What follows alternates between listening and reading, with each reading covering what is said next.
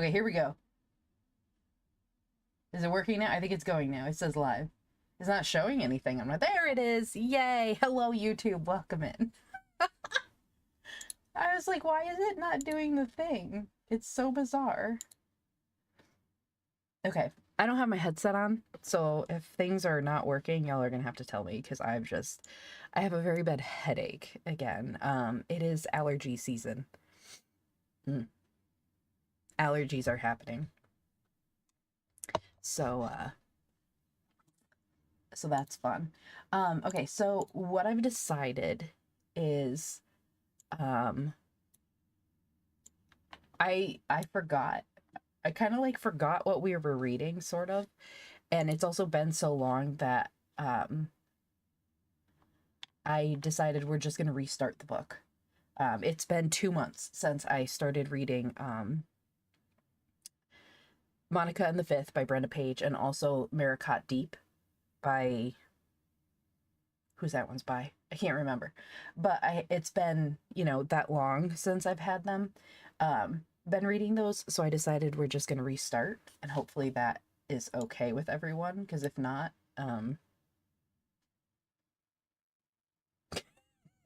I don't even remember what happened. Okay, so we're going with Monica and the Fifth. Ooh, apparently the author also wrote the book Schoolgirl Rivals. That sounds cool. Also, wait, is this it?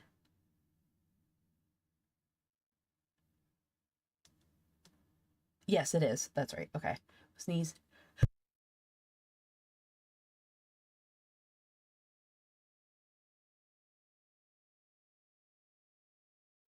Oh, I've had allergies all day. It's awful. There's dogwoods are here to me. I did turn off a lot of the redeems. So if you're seeing that, I apologize. But hi, DT.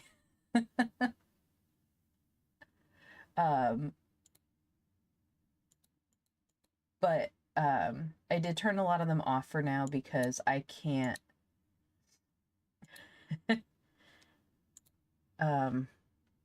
Oh, my head hurts so bad.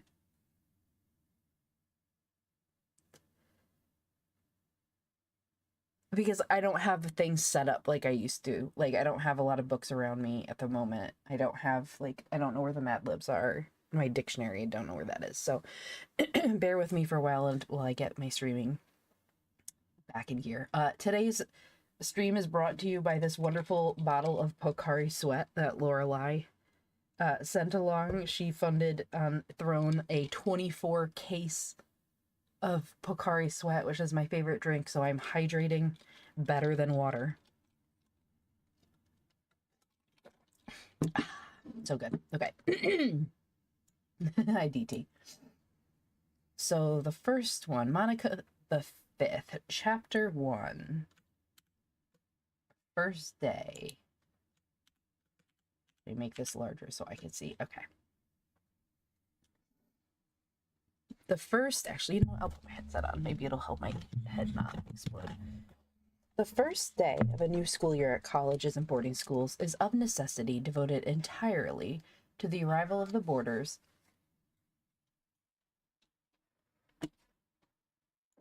I just realized now I can hear myself on YouTube. Okay, there we go.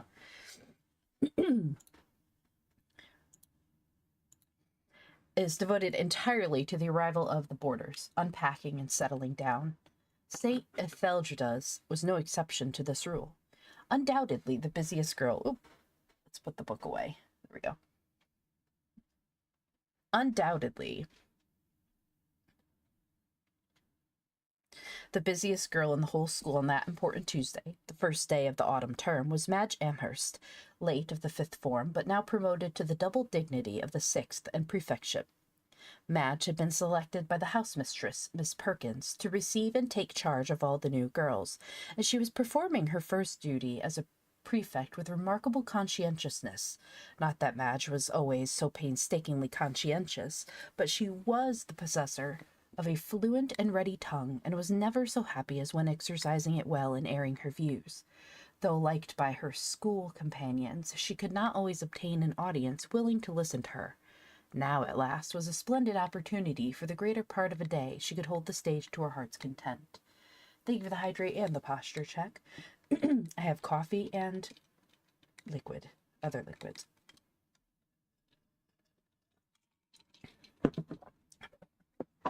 Welcome in, Tibbs. The rule at St. Etheldreda's was that all girls, save in very exceptional circumstances, should be in the school before 6:30 on Tuesday evening. Yes, coffee. Can't stream without coffee.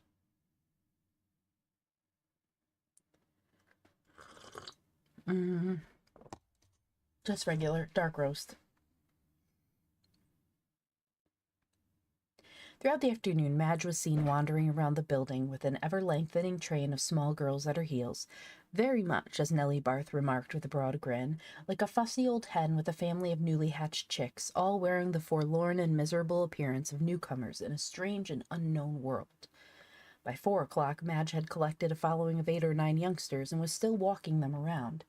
She was greeted with broad smiles by girls whom she passed in the various rooms and passageways, but seemed quite unperturbed by their amusement at her expense, and looked both busy and businesslike, with her pencil tucked clerically behind one ear, and in her hand the list with which Miss Perkins had provided her. She finally halted her little band in the blue dormitory, with another glance at the list she was carrying, and then at the watch on her wrist.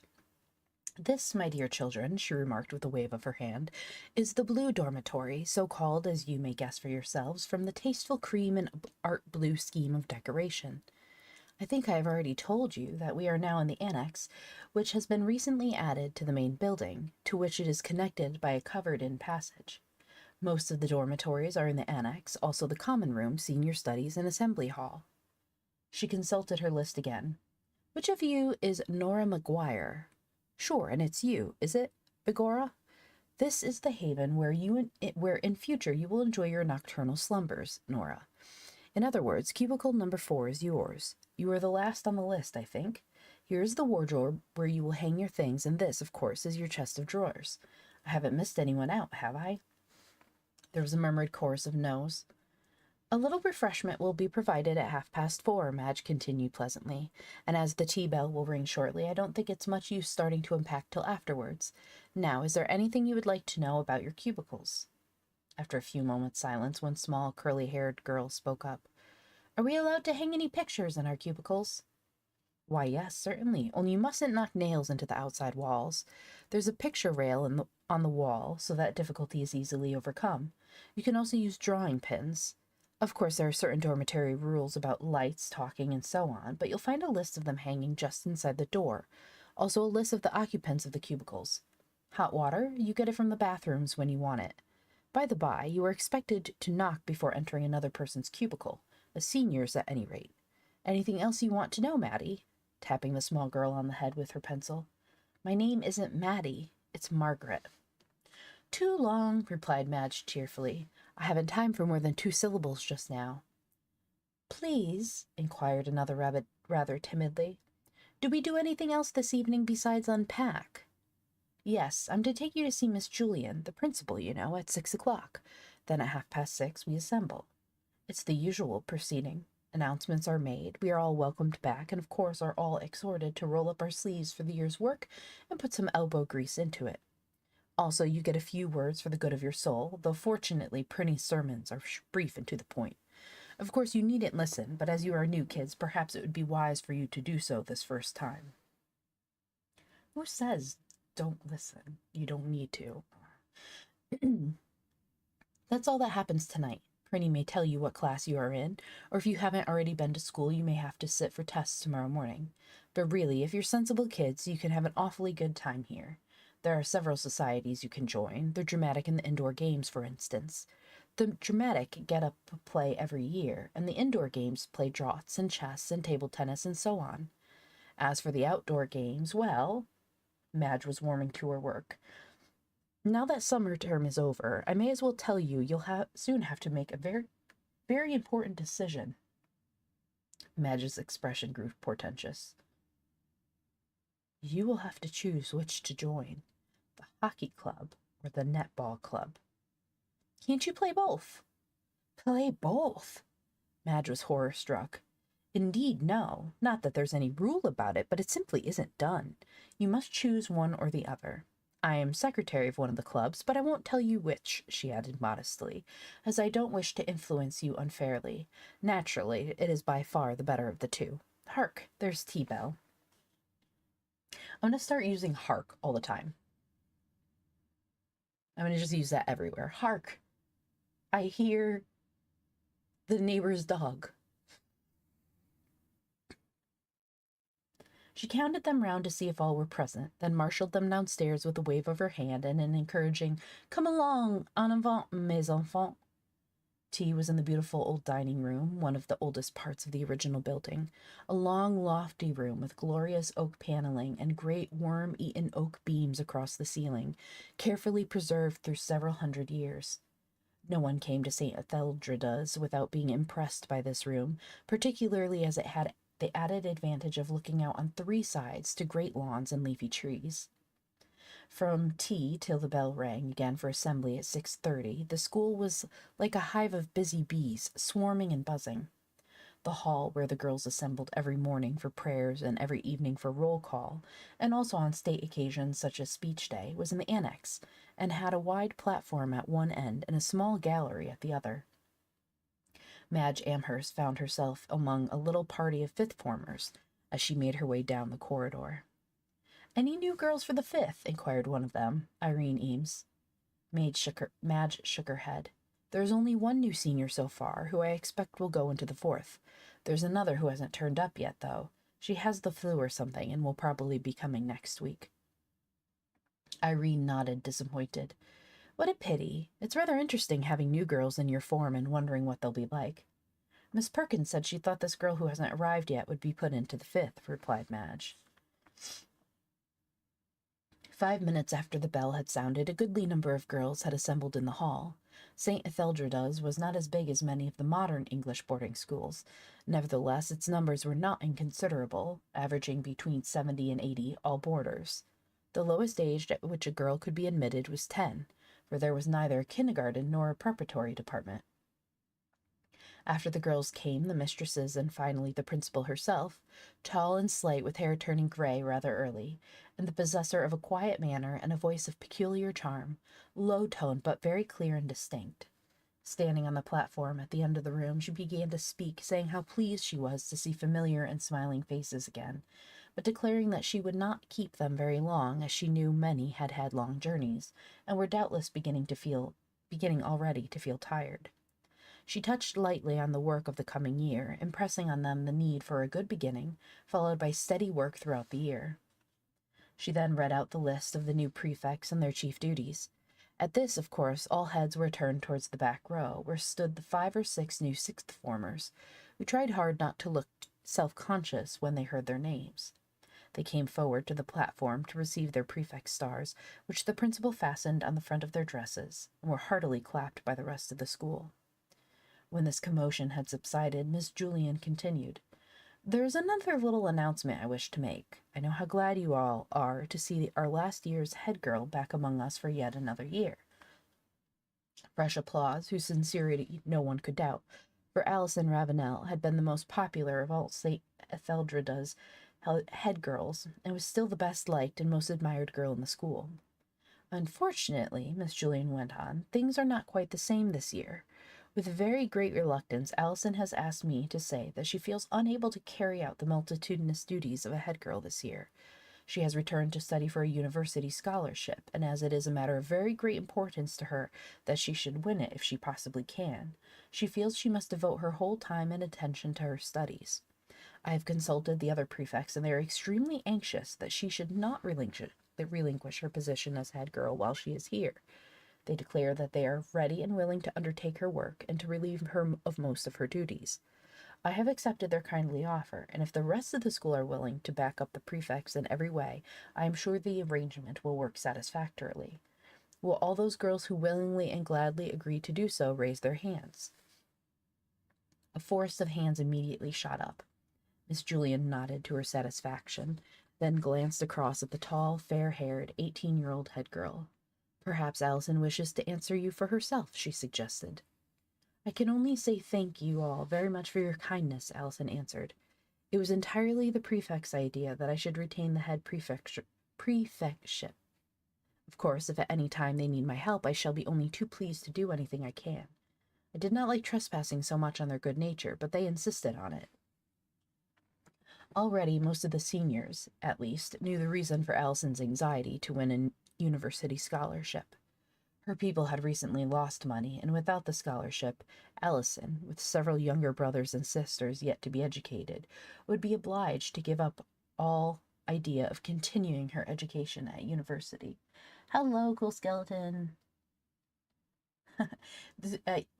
Everything's chaos with this stream already. It's all just chaos. How are you today? I hope doing well. A voice came from the back row, the voice of Deirdre Samways, one of the members of the Hockey First 11, saying in anxious tones, I hope this does not mean that Allison will be giving up games as well. The school cannot afford to lose her services. Allison answered for herself. I am resigning the captainship of the hockey club, as I may not be able to attend all the practices and the meetings. But Miss Julian says I should be silly to give up playing, as outdoor exercise is necessary when you are studying hard. So I shall be only too pleased to return out for matches. There was a sigh of relief from the hockey enthusiasts, for was not Allison the best center half the school had ever possessed, and an invaluable pivot for the team? And now, the principal was saying, as all except the new girls know, it is my custom at the beginning of each school year to present to you a little thought of some kind that may help you in your school life. At the end of the year, I generally refer to it again to see if it really has been of any help to us. I suppose it is the aim and endeavor of everyone to get as much as possible out of life, and you are all, I am sure, trying to get all you can out of your school life. It is right that we should have ambitions. Many girls I know are working to win scholastic honors, to do well in the public and school exams, or to take home better reports at the end of the term. Others perhaps are trying to distinguish themselves in one particular subject, their music or in some other branch of art. Girls who are already in school teams are anxious to win honor for themselves on the playing fields, and those who have not a place as yet are keen to obtain one. Girls who cannot yet swim unaided have perhaps made up their minds to be more successful in the baths this coming season. I am always pleased to see such ambitions. But this year I want you not only to think of how much you can get out of school life, but also of how much you can put in, how much of kindliness, consideration for others, service, even small personal sacrifices, to give some instances of what I mean.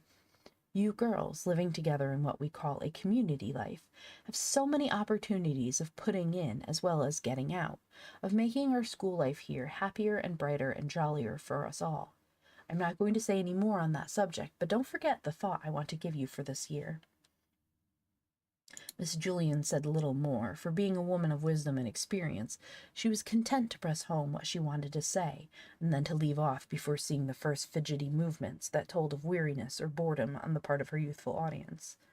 The assembly came to a close with a hymn and a brief prayer, and the girls were then dismissed with the injunction that the rest of the evening till supper bell was their own to pass as they wished, but that classes would begin at 9 o'clock the next morning, as usual. Chapter 1 is completed. Who remembers what's been happening now that we've read that?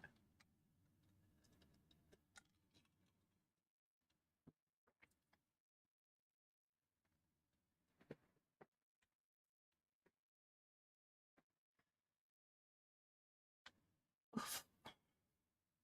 You don't remember? Were you even listening the first time around? I'm just kidding. It's been 2 months. I vaguely do remember. I remember that one girl is all like, "Oh, I'm so wonderful, Madge," because she feels all important because she's got all the little girls following her around for information. How did I get a paper cut on my knuckle? I don't recall doing that, but apparently I did. Ow. Chapter 2. I don't remember if I was listening or not.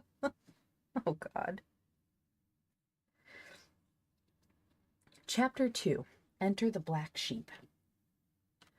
One afternoon a week later, the Fifth commandeered the common room for a special meeting to arrange an impromptu cricket match for the next Wednesday afternoon, the weather being so unusually hot that it was impossible to start winter games in real earnest.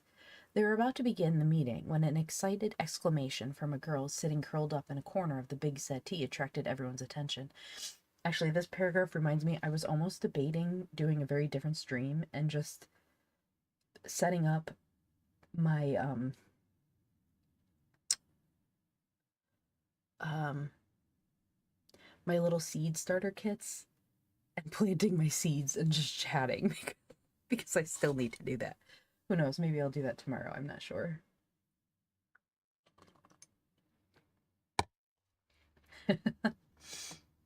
Oh, I say, girls, just listen to this. She held up the letter which she had been reading while waiting for the meeting to start. Letters already, Glenda, remarked Ida Preston. Why, we've only been back a week. Not from home, surely. No, replied Glenda, this came by the afternoon post, and it's from my cousin who lives in Crofton. She thinks her news might be of interest to us. It has given me a thrill, anyway. Something about St. Etheldra does? Asked Irene Eames in surprise. Glenda nodded. She was a tall girl of striking appearance, always beautifully dressed, with dark hair and eyes and a rather dramatic way of talking. She delighted in creating sensations and had a large following among the Fifth. In fact, she and her friend, red-haired, hot-tempered, clever Irene Eames, were acknowledged leaders of the form. I should just think it is, Glenda replied with emphasis. It's about this new girl who hasn't turned up yet. It seems she's a real bad lot, according to my cousin, who thinks we're in for a lively time. Does she know her, then? No, but, well, I'll tell you how it is. A lady named Mrs. Whiddon recently came to live in the old Grange at Crofton. My aunt and cousin went to call, and before the acquaintance was many weeks old, they discovered that Mrs. Whiddon had a niece who was so naughty and troublesome she didn't know what to do with her. She sent her away to boarding school last term, and here Glenda paused with great dramatic effect. She was expelled. Hi, Matsu, welcome in. We are rereading the beginning of Monica and the Fifth by Brenda Page, because I started it 2 months ago when I came back to streaming temporarily and then stopped, so I don't really remember everything that's been going on. So we're reading, restarting it. Mazu, thank you for the resub. I can't talk today. How are you doing?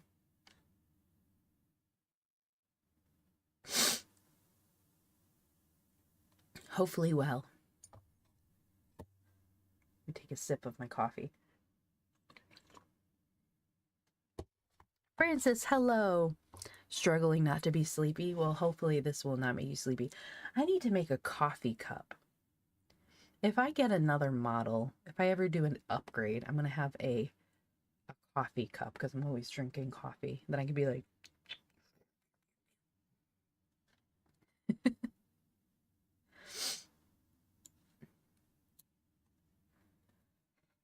I'm trying not to be sleepy either. I actually took a nap before stream, which is why I decided 8:30. I think I'm going to continue that. Just as a little heads up. I think 8:30 is a good time because it gives me time from getting home and time to eat and rest and things like that and wind down. Plus, it makes it so that when other people stream like Matsu, I can not, like, cut into their time very much.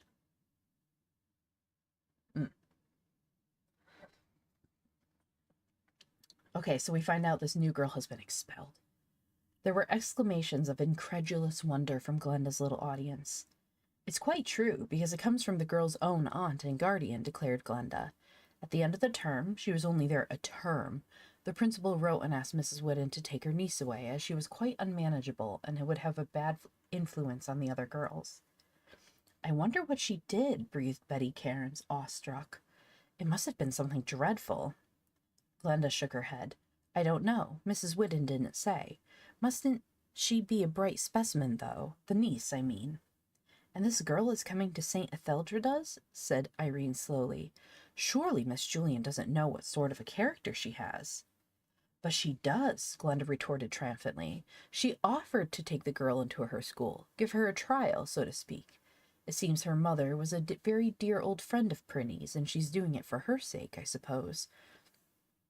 The girls looked at one another, but no one said anything. What I think, continued Glenda, is that it's rather hard lines on us to have a girl of this sort foisted on us. If she's too bad a character for one school to put up with, then she isn't good enough for St. Etheldreda's. Hear, hear, came from one or two listeners. Well, said red-haired Irene, the top girl of the form, we aren't all saints by any means, but I've never yet heard of a girl at St. Etheldreda's who has had to be threatened with expulsion. I don't want to chum up with a girl of that sort. Glenda held up her letter. My cousin says it's a good thing for me I'm warned in time, as she knows how lacking I am in common sense and a sense of balance, whatever that means. Rather a knock for me, what? And she joined heartily in the laugh against herself. Still, perhaps it is rather fortunate we have got to know about this girl, Muriel Graves observed thoughtfully. Otherwise we might have had a few shocks. Forewarned is forearmed, added Irene. We shall know how to deal with her, or rather, how to steer clear of her. There was a murmur of agreement from the others. The rest of the form were apt to be easily swayed by its two strongest characters, Irene and Glenda. Suddenly a new voice, hitherto unheard, came from the direction of the wide hearth. I say, don't you think the fairest thing would be to give the kid a chance? Said Natalie Sandwich. All eyes were immediately turned on the new speaker, a rather big girl who had somewhat the appearance of a lanky, ungainly young colt. That is to say, her hands and feet seemed to be too large in proportion to the rest of her, while she did not appear to know quite what to do with her elbows and knees, faults which would probably be remedied when she had finished growing. She had a shock of bright brown hair, irregular features, plentifully besprinkled with freckles during the summer term, and a rather wide mouth which displayed beautifully white, even teeth when she smiled. Natalie Sandwich, usually known as Nat, had, as she herself declared, only one talent, a perfect genius for putting her foot in it. Strange to relate, when a difficult catch at cricket was muffed, a catch upon which the fate of the match rested, the unhappy fielder was sure to be Nat Sandwich, though Nat was quite a good cricketer. Should it be discovered that one of the girls walking down the church aisle for Sunday morning service was displaying an enormous hole in her stocking above the heel of her shoe, one took it for granted that the girl would be Nat, although, as she pointed out, she did quite as much darning as any other girl in the school. When the position lists of the term examinations were posted up, the name of Nat Sandwich was invariably the very last on the fifth form list, though one could not by any means call her dull or a stupid girl. She was unfortunately the member of a fifth form unusually diligent and intelligent at their lessons, and suffered in comparison. She also generally managed to lower her chances further by omitting to head one of her papers or number some of her questions, thereby losing marks to which she would otherwise have been entitled. On the whole, Nat was popular with her school companions, for she had a cheerful disposition and often amused them, but they were inclined to regard her with a kind of tolerant, good-natured contempt. All eyes were now on Nat as she made her suggestion so abruptly. What exactly do you mean, Nat? Asked Irene. Only that I think you ought to give the kid a chance, repeated Nat, by treating her as if you'd never heard of any of that, pointing to Glenda's letter. Just imagine she's an ordinary sort of girl, and you've never heard anything against her. She may not be so bad after all. Perhaps there was a mistake at the other school. Besides, you can soon judge what sort of a girl she is for yourselves. It isn't fair to her to perform a prejudice against her before you see her. Here was a new point of view. Glenda looked annoyed, for though she was not an unkind or ill-natured girl at heart, she did not like to see the startling effect produced by her news counteracted. I hardly see how a mistake could have been made, she said loftily. Her aunt's opinion of her seemed to coincide with that of the headmistress of the school. I don't think it's at all nice of Prinny to plant down such a character in our midst. But Nat stuck to her guns. Prinny wants to give her another chance, or she would have told us what sort of a girl this new kid was, she insisted. Besides, don't you think that's the sort of thing she meant when she talked about putting in as well as getting out? It isn't being very kind or considerate." "Good gracious, it's never Nat preaching," called Irene, with an amazed expression. "What will happen next?" Nat was crimson to her ears. "I'm not preaching," she denied, with as much indignation as she had been accused of breaking all the 10 Commandments at once. Is it possible to break all 10 Commandments at once? I don't think you can.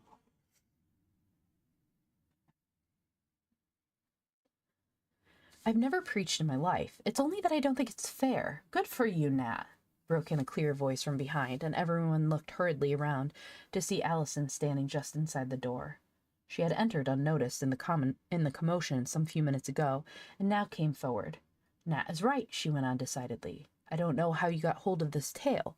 Miss Julian was particularly anxious that rumors of this sort should not get about." The girls were eager to explain the source of their information, and were already feeling a little ashamed of themselves, for they were good-hearted girls in the main, and even those strong-minded spirits, Irene and Glenda, were anxious to keep the good opinion of the popular head girl. Allison smiled upon the circle of fifth formers. "Then it is agreed that Nat's idea be adopted, and we all decide to forget what we've just heard in Glenda's letter, and give this new girl at least a fair start. Then it won't be our faults if she doesn't take advantage of it." Everyone agreed with her, with outward heartiness at any rate. "As a matter of fact," Allison then continued, "it's about the new girl that I came to speak to you. She's just arrived." Naturally, this announcement caused great excitement. "Is she coming into the fifth?" asked Irene. "Yes. Miss Julian is giving her a trial with you, though I believe she is a little below the average age. As a senior, she'll be entitled to a study, of course. Which of you will volunteer to take her in?" There was silence. Everyone looked stealthily at everyone else, but no volunteers were forthcoming. At last Nat said with a sigh, "I suppose I ought to, as I'm the only one with a study to myself at present. But I don't want to. I like a peaceful life." I don't blame her. "Oh, you needn't necessarily be the victim," replied Allison. "It can easily be otherwise arranged by somebody changing studies with you." Still no one moved or spoke. Allison looked across at Nat. "You'll have to take it on," she said with a twinkle in her eyes. "No one else will." Nat groaned. "All right," she replied resignedly. "I suppose you can't expect the girls to upset their present study arrangements, but I don't look forward to the prospect." "If she can't get on with you, Nat, then she won't get on with anyone," Allison said decidedly, adding with another twinkle, "You will have to put up a notice on the board publicly announcing that you will not hold yourself responsible for any of your partner's debts or misdemeanors. Here she is, I believe," as the door opened and Pamela Preston looked in. "I've brought her along, Allison," said the prefect. "She's taken her things upstairs to her cubicle and partially unpacked." "Right-o," Allison nodded her thanks. "I'll introduce her to her future form companions and leave her to their tender mercies." Pamela vanished, leaving her charge standing just inside the door. Naturally, everyone gazed at her with unrestrained curiosity, and rather to their disappointment, did not see anything about the new girl that looked at all dreadful or desperately wicked. In fact, there was something rather childish about the solitary figure, in spite of her 15 years, an impression due to the slightness of her build, her height, which was rather under than above average, the shortness of her tunic, and her straight bobbed hair, black near the roots, and ending round her ears in a kind of rusty brown. Like the rest of her figure, her features were small and delicately cut, her complexion olive and her eyes gray-blue under lashes that were long and dark. She came forward apparently without either shyness or eagerness as Allison called to her. "Your name's Monica, isn't it?" the head girl asked with a friendly smile. "Yes, Monica Carr," was the brief response, but there was no return of Allison's smile. "Well, these are girls of the fifth, which will probably be your form. I'll just introduce you to 2 or 3 of them, then I'll clear off and leave you to make friends. This is Irene, the top girl. This is Glenda, the shining light of the dramatic society. And here's Ida Preston, the most accurate netball shooter we have ever possessed. Oh, and this is Nat. I mustn't forget Nat, as you are to share studies with her." The girls, true to their compact, greeted the newcomer with as much naturalness as they could simulate, and Allison, her mind relieved, took her departure. "Afraid we shall have to postpone our meeting," observed Glenda. "The tea bell will soon be ringing. We must have it later. Come along to my study about half an hour before supper bell, those who wish, and we'll fix up our match arrangements then." Nat turned to the girl, who stood silently at her side. Come along and I'll show you our study, she suggested. Then if you've any books and things you want to keep there, you can bring them down. The new girl followed Nat along the passage which led to the row of senior studies, added to the school accommodation when the annex was built. She listened silently as Nat, who was a sociable soul, chatted cheerfully. She was not very responsive, however, not even when Nat, with obvious pride, ushered her into the little room, remarking, "To a certain extent, we are allowed to furnish or decorate our studies." Hello, Noob Killa. Welcome to class. Thank you for the follow.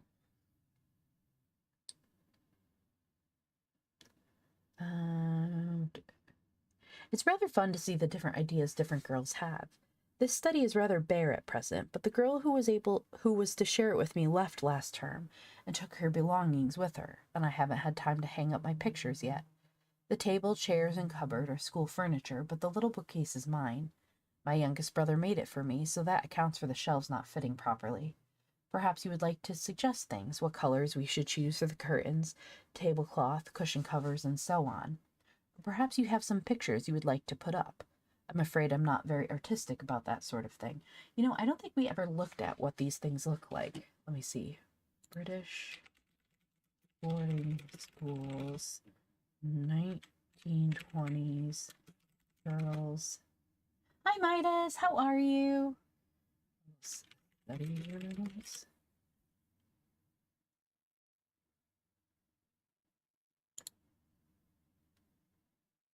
I don't know. Ah, thank you. It's got a lot of different things, too, that I can toggle, and different outfits. Actually, I shouldn't even be wearing this outfit, technically, right now. I should be going with this one. We're going to switch to this one, since we're reading. Oh, and let's go with a different hair. There we go.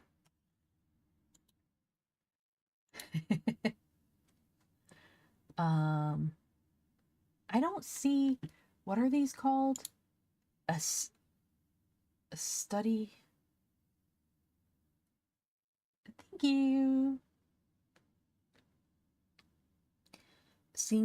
Row of senior studies.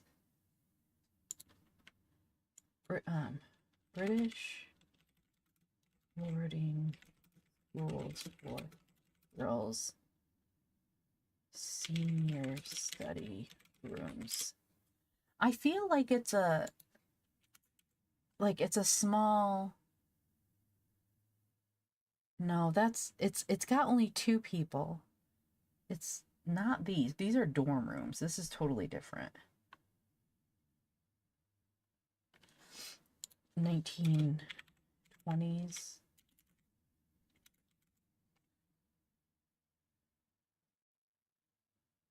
It's not... It's not really... It's not showing a picture or a drawing. If anyone sees one that is accurate, that'd be great, because I'm not seeing...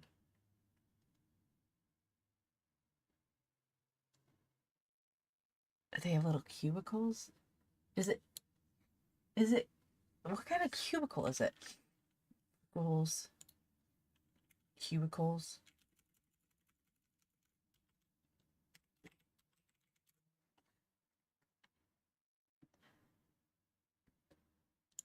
I guess that's... Oh, okay, I think...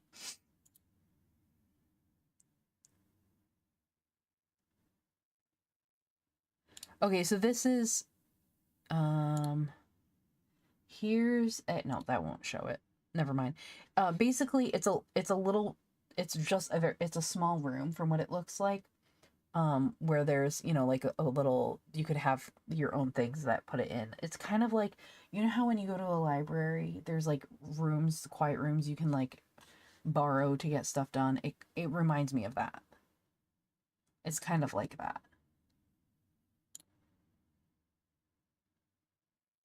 That's what it seems like. But again, I don't know, because we don't have an accurate picture here of it. Okay.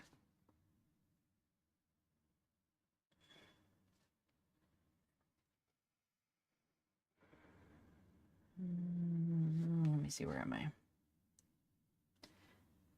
No gleam of animation or enthusiasm lightened the new girl's face. I didn't bring anything like that with me, she said, speaking for the first time, in a voice that was low-toned and with a husky note in it. I didn't know. Besides, I haven't anything except one or two dressing table ornaments that will do for my cubicle. Come be me, yes. But perhaps you'll have a few original ideas, persisted Nat. Then we might look around and buy what we want. I don't often get original ideas, was the discouraging reply.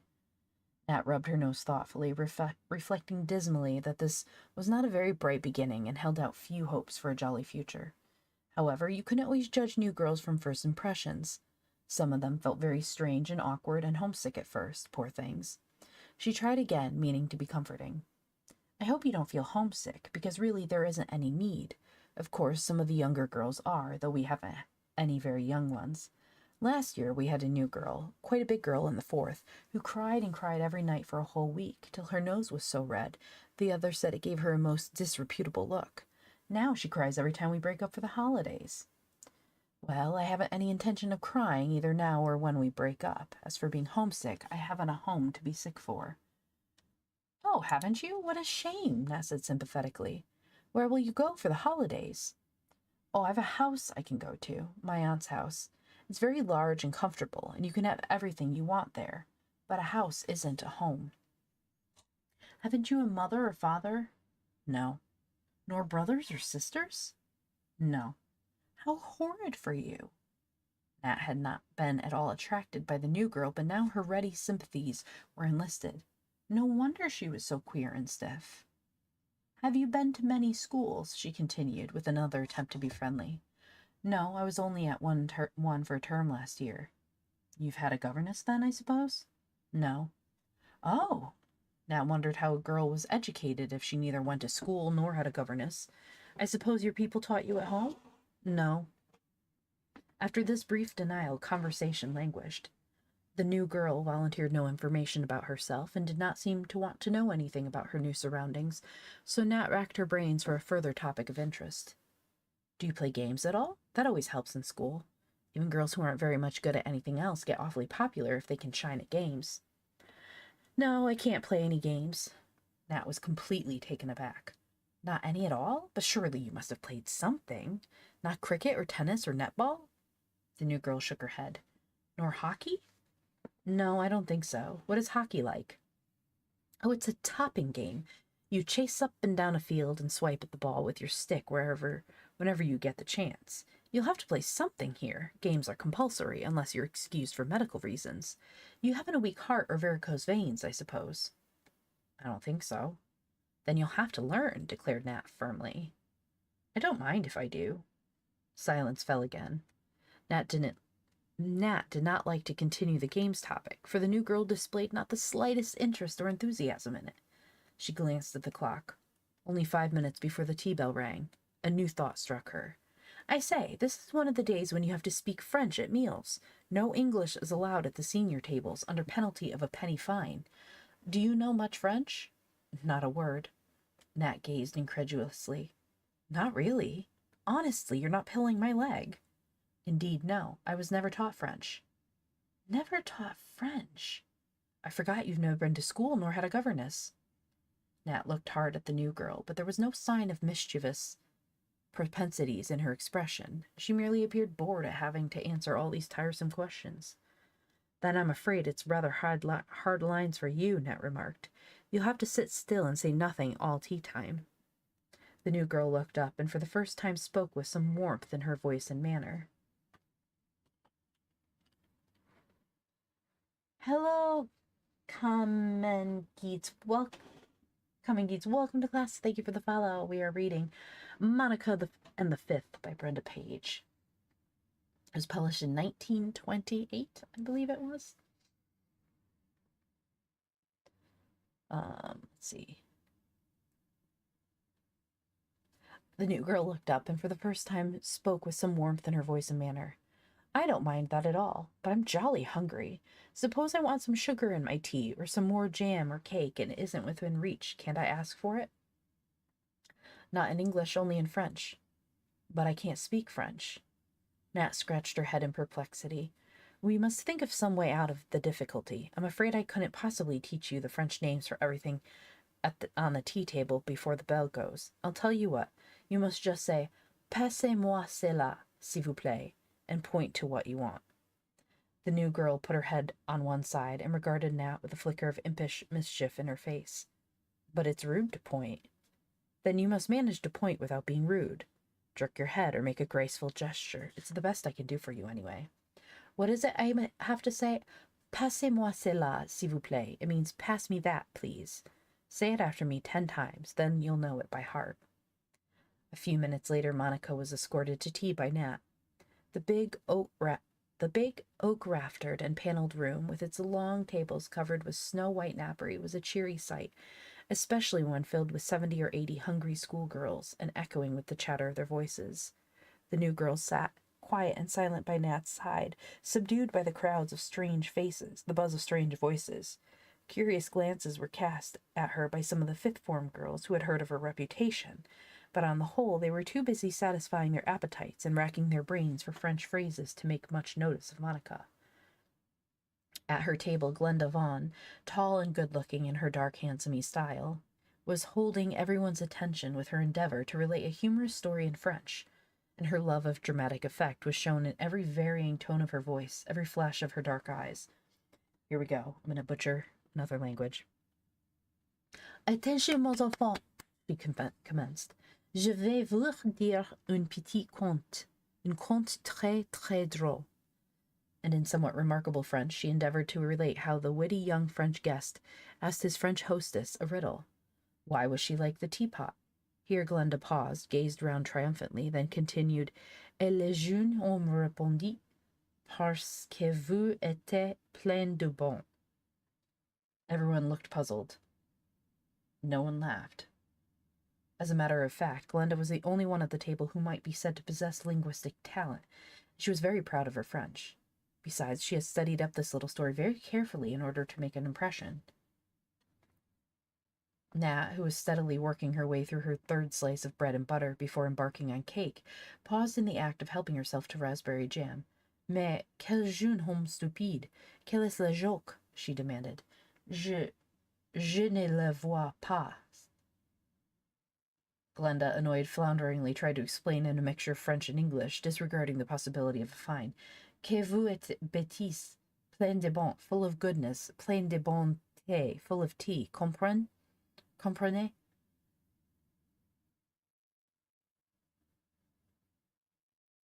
Ah, I see what it is. Okay, I'll type it out.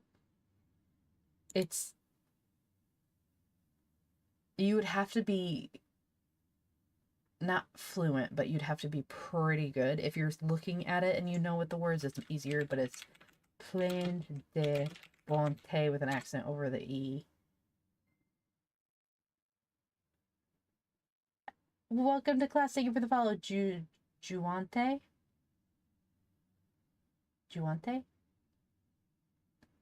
And then, hi, Tay. It's nice to meet you, too. Welcome to class. Thank you for the follow. And the other one is plein de bonté, but with an accent. Thank you. There's lots involved with this model. So full of goodness and full of good tea, but it's like a play on words.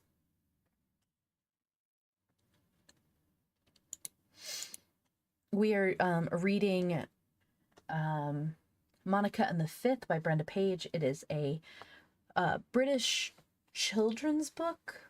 I almost want to say it's young adult, but that didn't exist back then. From 1928.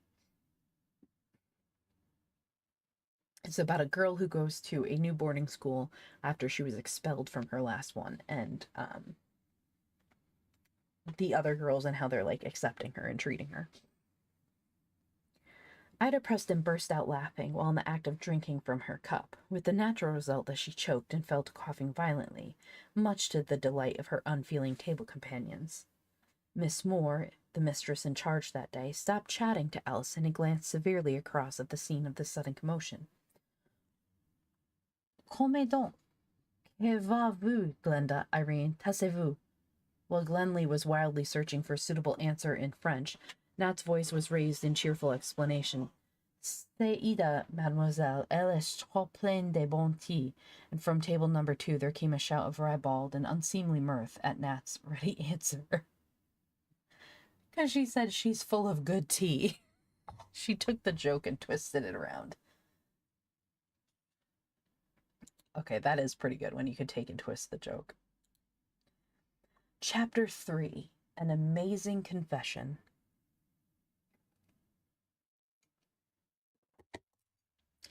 The fifth form watched the new girl with secret but close interest for the next 2 or 3 days, expecting to see some kind of exhibition of the wickedness that had given her such an unenviable reputation. But for the first few days nothing at all startling happened. The new girl seemed quite harmless, as Ida Preston declared to a little circle of fifth formers who had gathered in their classroom and were awaiting the arrival of their form mistress, Miss Bennet. "Sulky thing, I call her," said Betty. "Not a word to anyone. Yet doesn't seem at all shy, just sullen. Nat isn't very keen on her as a study mate, I believe." "Fancy not knowing any French," chimed in Nora Miles. "She can't take French with us." "No, she's going into the third form for French," replied Irene. "But she's coming into the fifth for all the other subjects. So I suppose she can't be such a dud. Wonder if she's clever." Irene, though she pretended not to care, was secretly very proud of the position she had held as the head of the class for the last 2 or 3 years, and it would be a severe blow to her were she to find herself in any other place but the top when the class examination list was posted up. Thank you. I appreciate the follow on Twitter and the joining of the Discord server. We have a good time in there. We talk books. Occasionally, there's movie nights sometimes with wastes. And I think Matsu's going to commandeer a few, and occasionally we have anime nights. We did before I went on hiatus. Yeah, yep. There's a little bit of a wait. Yeah, you can read the rules while you wait. Yay.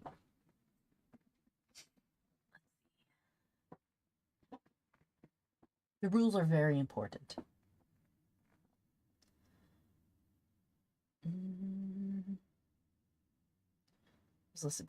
"I'll tell you what I'm most curious about, girls," said Glenda. "I'd give my last pot of gooseberry jam to know why she was expelled from her school last term." Glenda's voice was naturally clear and distinct, and in the interest of the subject she had forgotten to speak in low tones. Every word carried quite distinctly to the ears of the very girl they were discussing, for Monica was just entering the classroom in Nat's company. They first became aware of her entry when a voice came in prompt answer to Glenda's speech. "Would you really like to know? Because I can tell you if you would." And they looked up to find Monica calmly regarding them from the doorway. They gazed back for a moment or two without answering. Monica advanced into the room, her hands twisted in her belt in lieu of pockets, her attitude one of careless defiance. Yet she looked such a slender slip of a girl for 15 years. She halted and spoke again in hard, matter-of-fact tones. "I cheated in the exams. It was the geometry paper in the Cambridge Junior, and I carried a geometry book into the exam room under the front of my tunic. They caught me copying out a theorem which formed one of the questions." Had she announced that she had committed a murder, her listeners would not have been more horror-struck. "Cheated in a public exam!" gasped Glenda. "What did they do when they found out?" "Turned me out of the room," replied Monica heartily. "And of course that was the end of the exam for me." "How awful you must have felt," said Betty, and Ida inquired, her eyes wide and wondering, "Weren't you awfully sorry afterwards?" "I should hope so," Irene struck in with something approaching a sneer. Can I sneer with this model?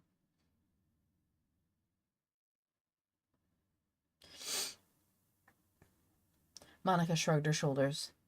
"No, why should I be sorry? Everyone cheats sometime or other. It isn't in cheating you make the mistake, it's in doing it so that you're found out." "If that's how you feel about it," said Glenda with scorn, "I wonder Pretty had the cheek to expect us to associate with a girl of your principles. I said so all along." "Here comes Miss Bennet," broke in Nat hurriedly from the door, and the fifth hastily sought their desks. Miss Bennet had been looking forward to the passing up of her new form, for they had the reputation of being a steady, hard-working lot. Swats, they were dubbed. SWOTS. half in contempt, half in admiration by some of the other forms. It is true they were also inclined to be self-complacent and rather addicted to pluming themselves on their cleverness, but as Miss Bennet pointed out to Miss Moore, one couldn't have everything, and it would be a relief to be in charge of a hard-working form after the previous harum-scarum happy-go-lucky hoydenish fifth. Miss Moore had agreed, adding with a sigh that she was afraid the new fourth were going to follow in the steps of Miss Bennet's old form. The first period that morning was devoted to a scripture lesson, and while the majority of the class conscientiously endeavored to trace the genealogy of the numerous kings of Israel and Judah, the new girl fidgeted restlessly in her seat, now gazing round the room at the pictures hanging on the walls, now scribbling aimlessly on her desk with her pencil. She certainly did not appear to be giving much attention to the lesson, but Miss Bennet, for some reason or other, chose to take no notice of her. Just as the bell went and Miss Bennet was rising to go out, Monica appeared to wake up. Her hand shot up suddenly, and as Miss Bennet, pausing on her way to the door, looked inquiringly after her, she said in a breath, "Please, Miss Bennet, how do you know Solomon was a poor man?" Miss Bennet frowned. "Don't waste my time, Monica. You must know Solomon was one of the richest of all the Jewish kings," she said sharply, and swept from the room. For a moment there was silence in the room. Then Glenda observed to the class in general, "What on earth is that new kid babbling about?"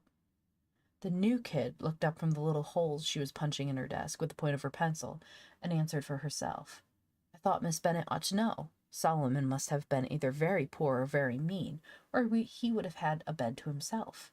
Why, we only read this morning that he slept with his fathers." The fifth was just digesting this when Miss Andrews arrived on the scene, but by now they had become aware that there certainly was something peculiar about the new girl. Had she really meant to be cheeky to Miss Bennet, or was she merely very stupid? They watched her stealthily as the Latin lesson began. Latin, strange to say, was a subject that was disliked by most of Miss Andrews' scholars, who voted it difficult and uninteresting and a horrid grind for examination purposes. There were even some who went so far as to declare it the bugbear of their school life. Now they were called upon, one after the other, to quote certain lines which they had memorized from their readers, and with a few hesitations most of the class acquitted themselves well. When it came to Monica's turn, she rose readily enough in her seat and declaimed what was evidently meant to be Caesar ad sum Caesar ad sum eam forte, Hannibal ad sum ad hoc, but which sounded, as she pronounced it, very like Caesar add some jam for tea, Hannibal add some attic. The class giggled. Miss Andrews, who had a gentle, peace-loving disposition, looked at her new pupil for a moment, puzzled, and undecided what to make of her, then said reprovingly, "I presume you have been taught the old style of pronunciation, Monica. You will have to learn our less antiquated methods as quickly as you can." The lesson proceeded, the class struggling in the quagmires of the Second Punic War. The passage they were construing was not an easy one. Even Irene found herself hopelessly tied up in knots. Yet another shock was in store for the fifth that morning, for when Miss Andrews for the first time called upon the new girl to see what she could do, Monica stood up and translated with an unruffled ease and fluency that left the rest of the class gasping. With unerring skill, she pounced upon correct tenses and cases. Grammatical difficulties that had puzzled the class were solved without hesitation, and the jigsaw pieces slipped smoothly into their proper places. Miss Andrews, delighted at the discovery that her new pupil was proving to be a decided acquisition to the Latin class, let her continue, which Monica did with apparent enjoyment, and had finished the page and was halfway down the next before the relentless bell proclaimed the close of the lesson. By the end of that week, the chief topic of conversation in the fifth was the newcomer, Monica Carr. The girls could not make up their minds whether to be annoyed and angry at her unexpected ways or rather thrilled. So far she had done nothing desperately wicked, it is true, though the fifth were constantly wondering what she would do or say next. They decided that she was clever in a way, in spite of her ignorance of French. Sometimes she was so inattentive in class that she had to be severely reprimanded by the teachers. Sometimes she would work as hard as anyone, particularly during Latin lessons, when she earned much praise from the delighted Miss Andrews, who had at last found a pupil who apparently shared her love for that classical language. Not infrequently, she was seized with a spirit of devil-may-care mischief when she would sit in her desk with her arms folded and her legs tucked up under her seat, and ask all manner of absurd questions of a harassed mistress, setting traps for her, baiting her, pitting her sharp wits against hers, and seemingly quite as impervious to snubs and reprimands as she was to praises. Secretly, the girls were a little surprised at the leniency of the mistresses towards the newcomer and her changeable moods. On one occasion, the fifth had entered their classroom to find the blackboard adorned with the following witticisms on the names of some of the girls. Why walked Nora Miles?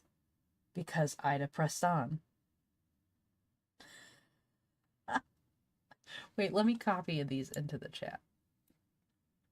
It'll make more sense. Who gave Lorna pain? Because she rode a hunter. Why came Elizabeth forth? To see Nellie Barth. To see Nellie Bartha? I'm not sure about that last one.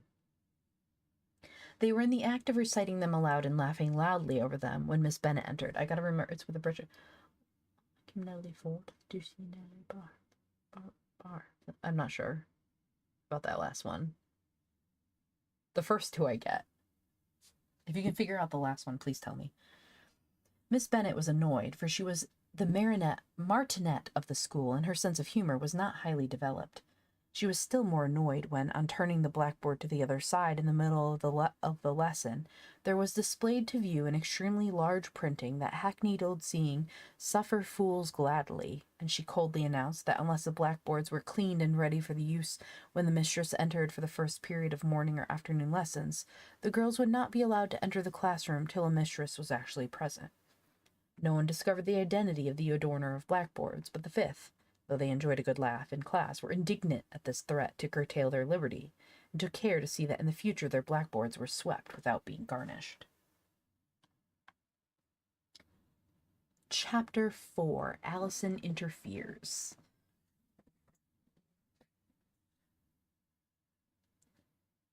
I have to keep trying to shift myself and not bend and or sit up straight, yeah. The fifth had succeeded in arranging a cricket fixture for Wednesday, half-holiday, as the weather still continued too warm for hockey and netball, and had challenged the rest of the school. Hi, Zen, how are you? I'm hydrating with Pocari Sweat.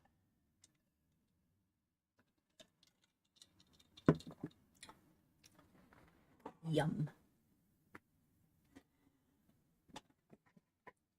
And had challenged the rest of the school. Irene was captaining the fifth, having pressed nearly the whole of the form into the team in order to complete it.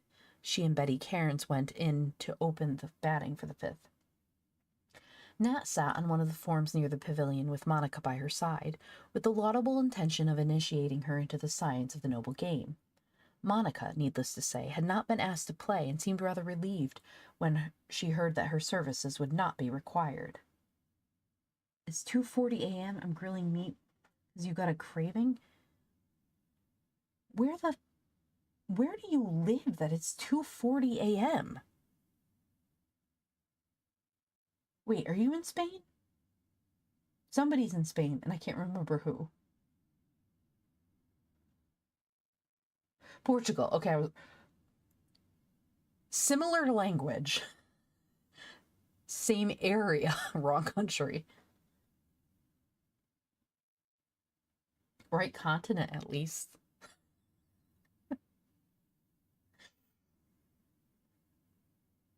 You have, and I just couldn't remember. I was close.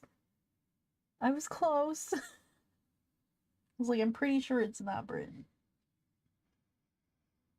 We've got you here from Portugal, Tibbs over there in Kiwi land.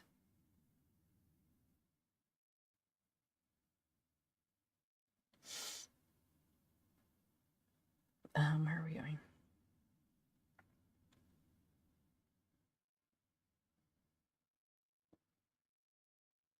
Monica, needless to say, had not been asked to play and seemed rather relieved when she heard that her services would not be required.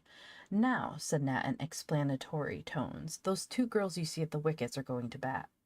Monica gazed across the green field. "Yes, I suppose so, as they appear to be holding bats," she remarked with a touch of irony, then added with a genuine attempt to appear interested, "Which one is playing for your side and which for the other side?" Nat looked puzzled. "I don't quite see what you mean. Our form is playing a school 11, as there aren't enough girls in the 6th to make up an 11 of their own." "Yes, but what I meant was, which girl is batting for the 5th and which for the school?" Nat burst out laughing. "Oh, both batsmen are on one side, of course." "And all those other girls?" "Oh, they're all on the other side and trying to get the batsmen out. There's the bowler, the wicket keeper, the girl with the pads on, and the rest are fielding." It was Monica's turn to look astonished. "What, 2 against 1, 2, 3, 10, 11? I don't call that a bit fair." Nat chuckled, and some of the other girls who were sitting around watching and who had overheard joined in the laughter. Prudence Preston of the 4th and the 3rd of the Preston sisters, the 3 were known at St. Etheldreda's as the Milestones, jumped eagerly to her feet. She was a very keen netball player and a dashing little center. Her eldest sister, Pam, was the netball captain and goal defender, and both were always on the alert for new recruits for their side. "Has the new girl decided which games club she is joining, Nat?" she inquired. Nat shook her head. "She says she knows nothing about either game, but of course she'll play hockey. Anyone with any sense knows it's the better game."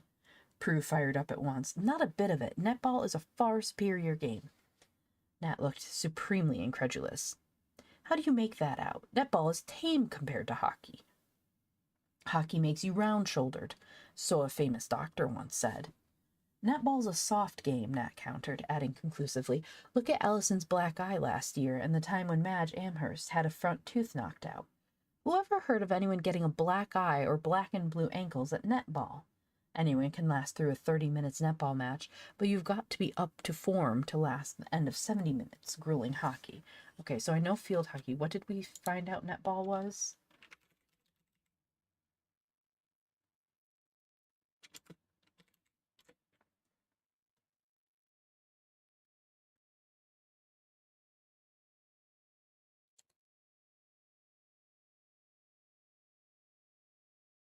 Oh, it's like thank you for the hydrate, Matsu. It is very accurate, which is why I'm like, which one is less painful? I'll play that.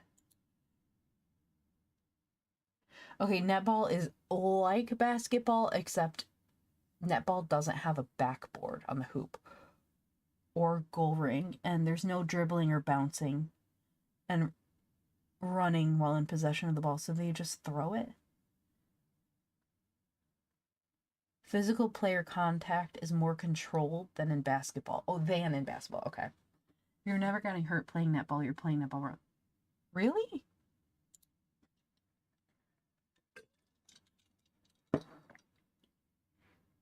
Good night, Skeleton. Have a good night. Thank you for stopping in. I appreciate it. It says it doesn't require excessive strength, aggression, or physical exertion. Netball was not overly competitive and was played with a cooperative and ladylike spirit. That sounds better. I think I'd play that. I'd play netball if I had to. If I had no choice, that's what I would play.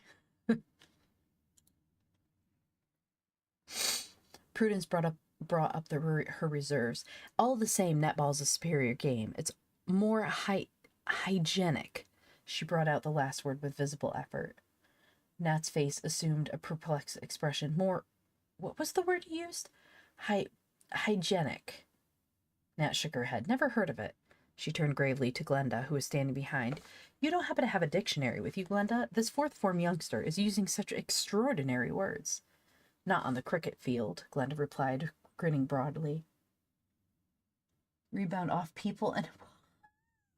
So you can chuck the ball at somebody to pass it to someone else and just hit them hard enough and ping-pong it to somebody else?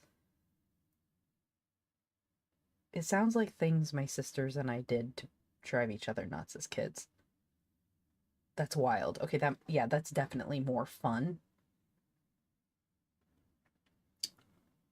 Prudence wriggled uneasily. "I'm sure that's the word," she said. There was a shade of hesitation in her tone. It means a thing is good for you, keeps you healthy and all that." Nat shook her head again, then as if seized with sudden inspiration. I know what you're trying to say. You mean hypothetical, not hygienic. No, that doesn't work either. Whether Prue was convinced or not can never be known, for just at that moment there was a shout from the field, and Glenda said hurriedly, Betty's wicket's down. You're in next, Nat. Hurry up and get your pads on. Monica did not stay with the spectators long after Nat's departure.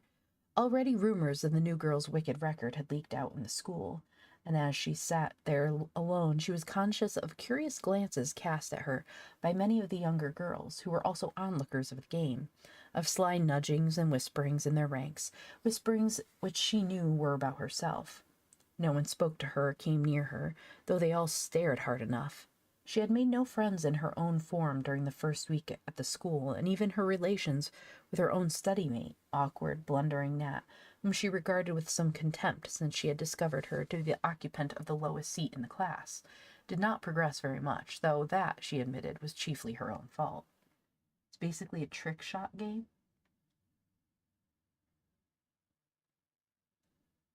That's cool. I want to watch some of that now. Should take a look at some of it. There wasn't anything very exciting to watch on the cricket field. Privately, she thought it decidedly slow. Getting abruptly to her feet, she strolled off, and fetching a book from her study, sought out a quiet spot in the summer house by the now deserted tennis lawn, and settled down to read in undisturbed tranquillity. She was not, however, the only one who sought solitude that September afternoon. She had not been reading many minutes before there was the sound of a footstep outside. A shadow darkened the entrance, and Allison entered with her book under her arm, intent upon a couple hours of hard swatting. She stopped when she saw the summer house already occupied. "Oh, I didn't know there was someone here," she exclaimed. "I thought all the school would be on the field or out for a walk this lovely afternoon. I shall have to find another lonely nook."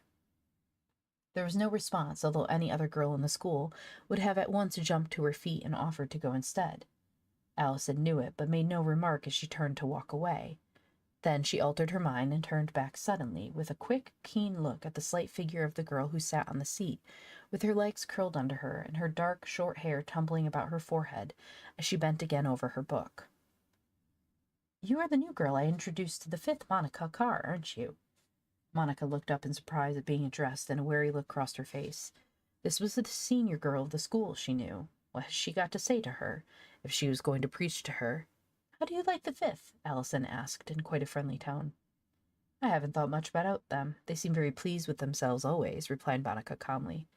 Allison laughed. "Oh, they are quite a nice lot, really. But they've always been looked upon as a model form because of they do their lessons conscientiously, so that they've become rather self-satisfied. How do you like Natalie?" "Natalie?" Monica stared uncomprehendingly. "Nat Sandrich. Natalie's her real name, you know, but it doesn't fit very well." "All right," replied Monica indifferently. Now Allison, chancing to meet Nat that morning, had asked her a similar question. How was she getting on with her new study chum?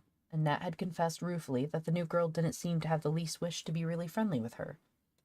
Allison's next question was rather more unexpected. "And now you've told me what you think of the fifth, I'm rather anxious to know what the fifth thinks of you." "As to that," said Monica in a hard tone, "they had made up their minds about me long before they saw or heard me. My aunt took good care to let the principal know what a naughty, unmanageable creature I was, so that the girls might have due warning to beware of the dog." Allison propped her back against the door-post and decided that she could very well spare 10 minutes or so from the study of advanced mathematics.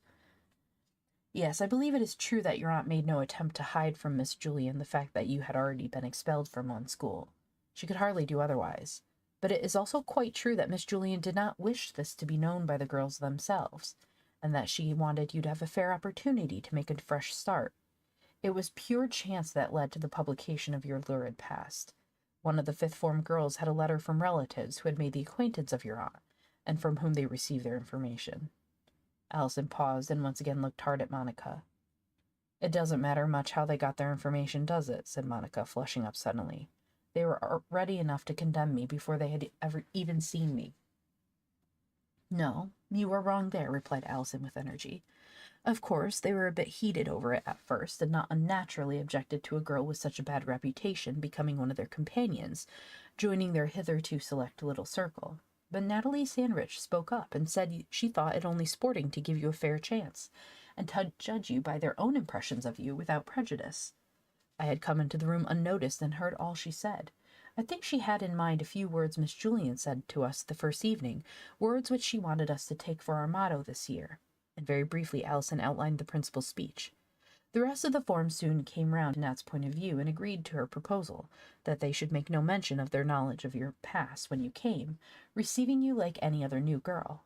It isn't altogether their fault if you snubbed their attempts at making friends and gave them a bad impression of you before you had been there a couple of weeks. Monica stirred restlessly. I don't want their friendship, she muttered, and then added after a pause. Besides, from what you say, they were all ready to be nasty to me when I arrived, except Nat. Well, Nat spoke up for you, said Allison sharply. She went on in a gentler tone. Nat's a nice kid, even if she does miss important catches at cricket and turn up at school parties with one stocking inside out. You won't come to much harm through her, if she's your friend. I like how their judgment of she's nice even if her stockings are inside out. I'd be a disaster.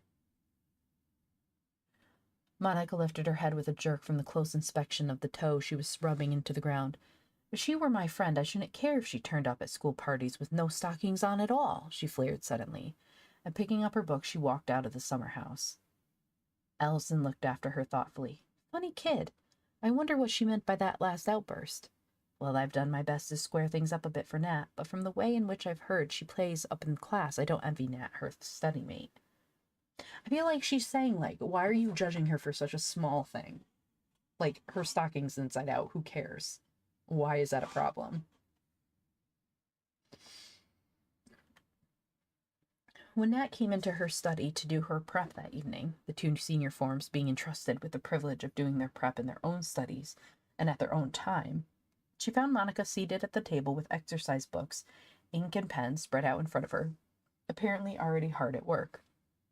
Nat stared. Hello, why this unusual industry? She demanded. 'Tisn't Latin prep tonight, and that's the only prep I've seen you tackle in real earnest so far. Monica looked up. I have made a resolution, she declared. At least, I've a new ambition. What's that? I'm not going to waste any more time. I'm going to swat hard, and I'm coming out top in the next term exam. Nat sank limply into a chair, overcome with amazement. Whatever made you think of that? Well, replied Monica, when I first came, I didn't care a toss how long I stayed. I shouldn't have minded if I had been expelled the first day. But I've got a new idea for getting my own back on the sanctimonious fifth. I'm going to give them a nasty little jolt by beating them all at their own game, so to speak. Nothing I could possibly do will annoy Irene Eames, for instance, as much as being beaten by me. Nat gazed at Monica in wonder. That's true enough, she said slowly. I can't think how you can find out such things so quickly. Haven't you any ambitions, then? Asked Monica. It was the first time she had sought the other girl's confidence. Oh, yes, only I don't aim as high as you, Nat admitted ruefully. I've 3 ambitions at present. First, to come out anywhere above bottom place in a school exam. I'm so tired of being twitted at home by the boys when my report arrives. It's developed into sort of a family joke. Secondly, to get a place in the hockey first 11 before I leave school. And thirdly, never to darn another stocking in my life. Monica burst out laughing, for the first time since Nat had known her. Well, they are modest enough, she commented. I should say the first rests with yourself. As for the second, I don't know anything about hockey, but the last is easy enough. You can pay one of the maids to keep your stockings mended for you, I expect. Ooh. Now let me get on with my prep. I've quite made up my mind about seeing my name heading the exam list. And nodding her head decisively, she bent over her books once more. I think that was the last chapter I read the last time I read this. I believe that it was I only got through the first 4 chapters. I'm pretty sure.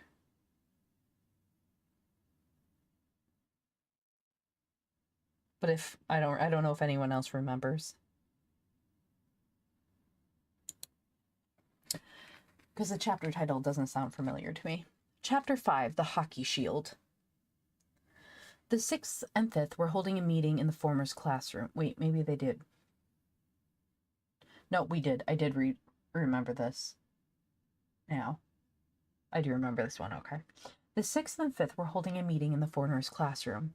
Madge Amherst was in the chair, that is to say, she occupied the mistress's dais, and the rest of the girls found seats at desks or windowsills or on hot water pipes. The subject under discussion was, they considered, of great importance. Should St. Etheldreda's compete this year for the secondary and high school's hockey shield, or should they not? The competition was open to any schools in the county, but till now St. Etheldreda's had not entered for it, chiefly because they did not consider themselves capable of raising a team good enough to justify their competing.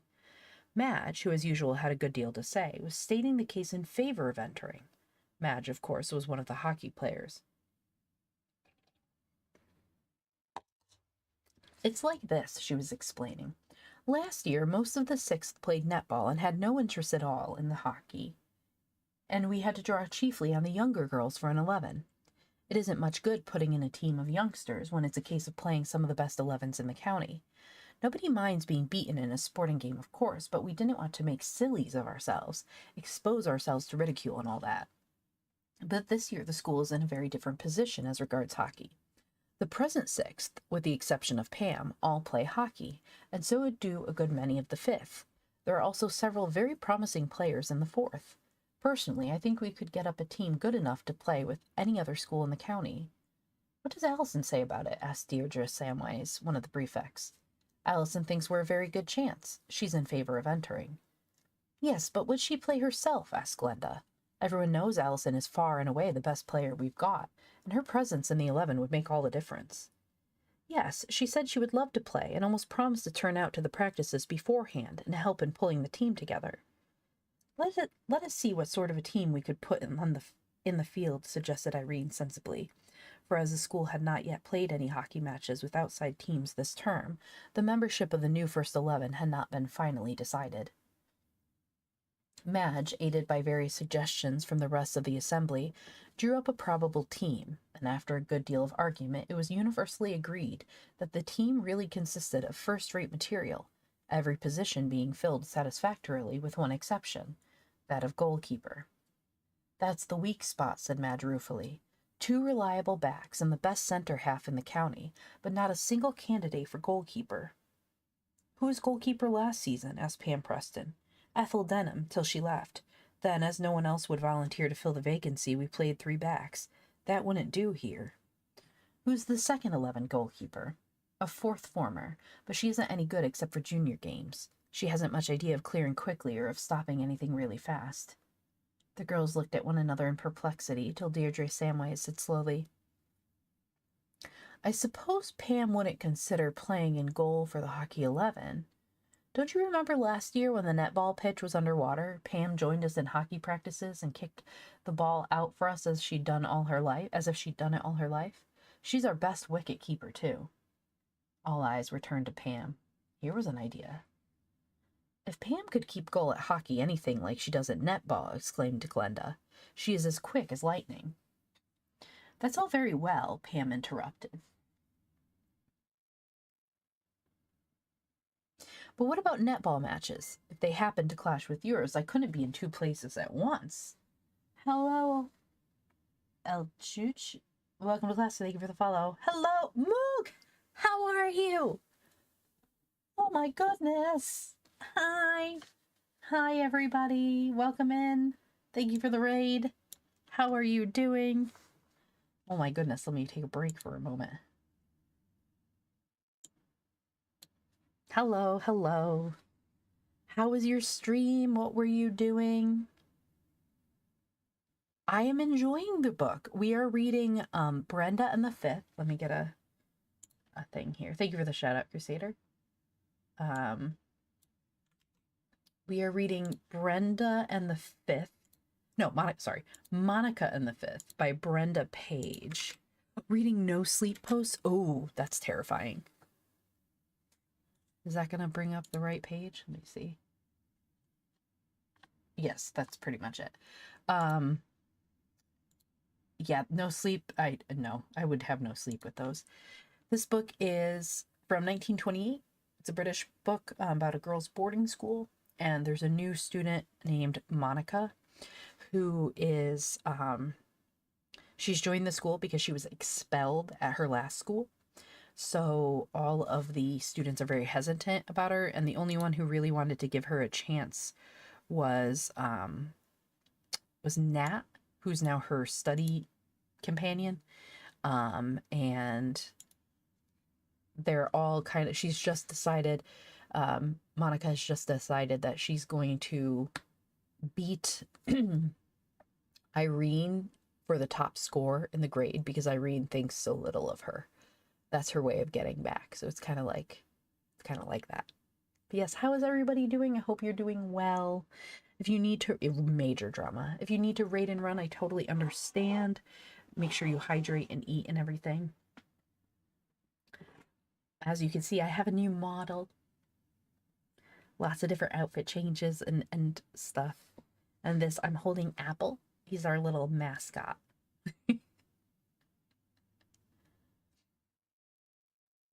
Yeah.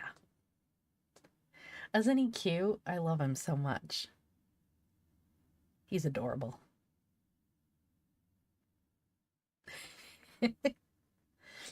Okay, back to reading.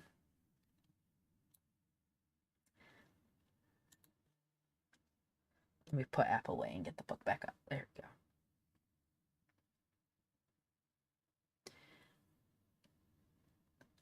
Oh, bother the netball, Madge exclaimed impatiently. I think it ought to be made a junior game for the smaller ones. Everyone knows it's you Prestons who keep it going. There wouldn't be a team worth calling a team if it weren't for you three. Here a voice from somewhere behind was heard as a head bobbed up from one of the back row desks. I've joined the netball team, let me tell you, said Monica loudly. Nat pulled her down into her seat with a violent jerk at her skirt, saying in a fierce whisper, Sit down, whippersnapper. Everyone knows you joined the netball club out of sheer contrariness, because practically all the fifth play hockey. The sixth formers ignored this unseemly interruption as beneath their notice. Several of them were imploring Pam to think it over. Well, I won't refuse right out, said Pam reluctantly at last, but I won't make any promises. You must give me a day or two to consider. Hello, Draconian Man, welcome in. How are you? The meeting finally adjourned upon the decision to enter St. Etheldreda's as a competitor for the Shield, and it was left to Deirdre Samways, the new captain, to arrange practices with the help of Madge, the club secretary. Madge, beaming with satisfaction, clambered down from her high seat and was in the act of turning to follow Deirdre out of the room when a voice murmured just behind her. Excuse me, but is this your handkerchief, or is it the blackboard duster? And Madge turned hastily to behold a slight, dark-haired girl holding out a handkerchief towards her. Thanks, she replied dryly. Yes, it is my handkerchief, and not the other article you mentioned. I must have dropped it. She departed with Deirdre, chuckling. Cheeky little thing, that new girl, she confided to Deirdre, in spite of her childish look. I wish our pattern fifth joy of her. Deirdre pinned upon the notice board a list of the schools who had entered for the Shield, and Nat, with Monica, stopped behind to read the list. That's the school at present holding the Shield, remarked Nat, pointing to one of the names. They have won it 2 years in succession and are entitled to keep it if they won it this year. I believe they are awfully hot stuff. Fairhurst Priory, Monica read aloud. Why, that's the school I was at last term. Busy planning big things? Ooh, what big things are you planning? I'm intrigued. Planning things like streaming-wise or just in general?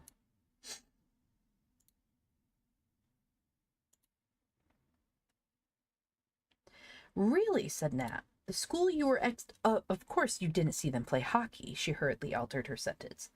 It was the summer term. Oh dear, I suppose there is prep to be done. I think I'll trot round first and see Ida about the book she's going to lend me.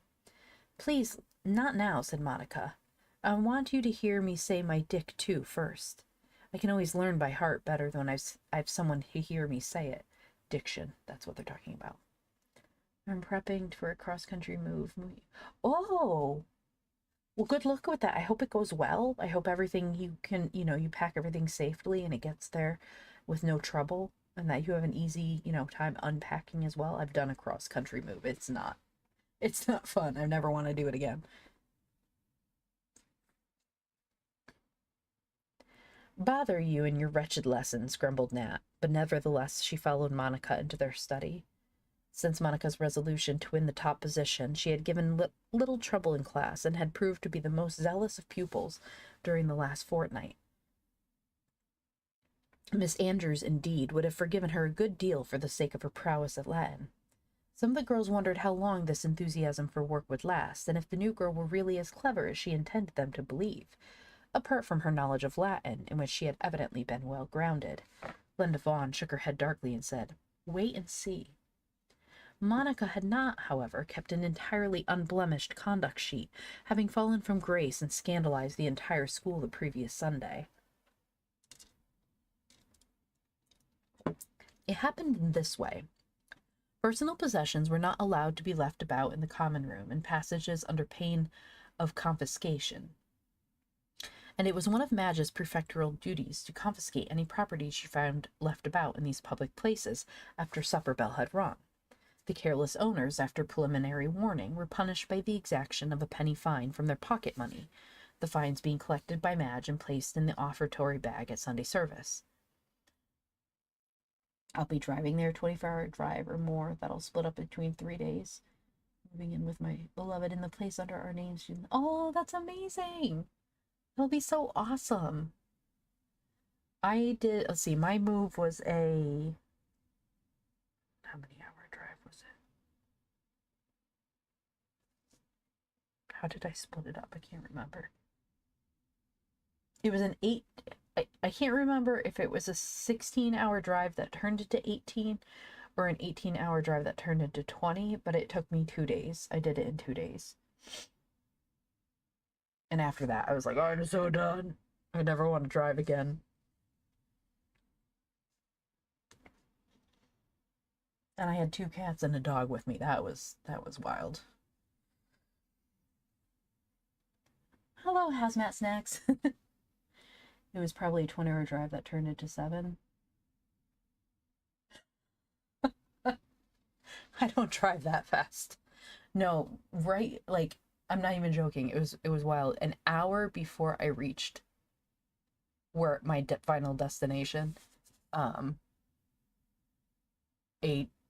tractor trailer had flipped and I was stuck behind it, and they didn't divert us like off the highway to get around, and there was no way I could get over the center ditch because of how steep it was, and I had a car and not a truck, and people were so clustered up behind us that none of us could turn around and get off the highway at the last like exit and back up. Like, they do that in other states, like where I used to live. The police would come up, block off the highway at the previous exit, and then allow us to backtrack and do that. And they didn't do that, so I sat there for 2 hours, and I read. I think I took a nap at one point. It was long. It was awful.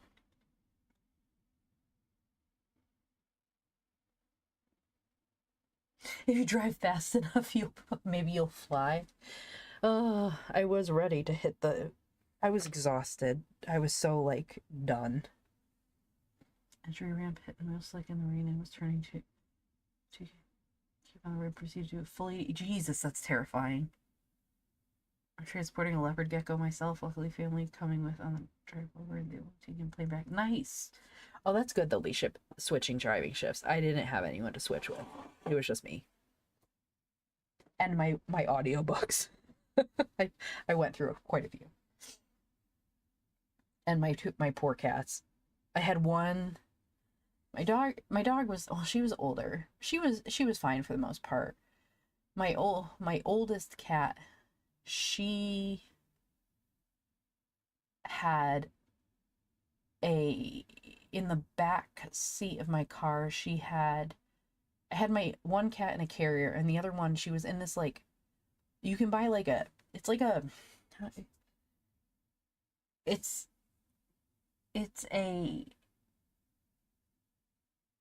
It's like a little mini cat home, and I put a litter box in there for her. And then I would take her out and put the other cat in to use it when, like, in between every couple hours if she needed to, because the other cat was so old and she, like, peed all the time, and I didn't want that in my car. The other one was fine. I do a 3-point with, like, massive slow wheels. That is terrifying. That is completely terrifying. At one time I was driving in the winter and my tires were bald. I had no idea that they were, and I didn't want to go out, and I had no choice in it, and I tried to stop, and the ground was all ice, and I just slid through, and I'm like, please God. It was a stoplight, and I just kept going, and I was like, please let me just make it through without getting hit. And I managed to turn, and I hit the median and got into a snowbank, and then I was able to somehow get out and tried to turn around and go home and couldn't because the tires were so bald. And yeah, that was a disaster. Eventually got home. Took me calling Dad for help. Dad, please come get me. It was no fun.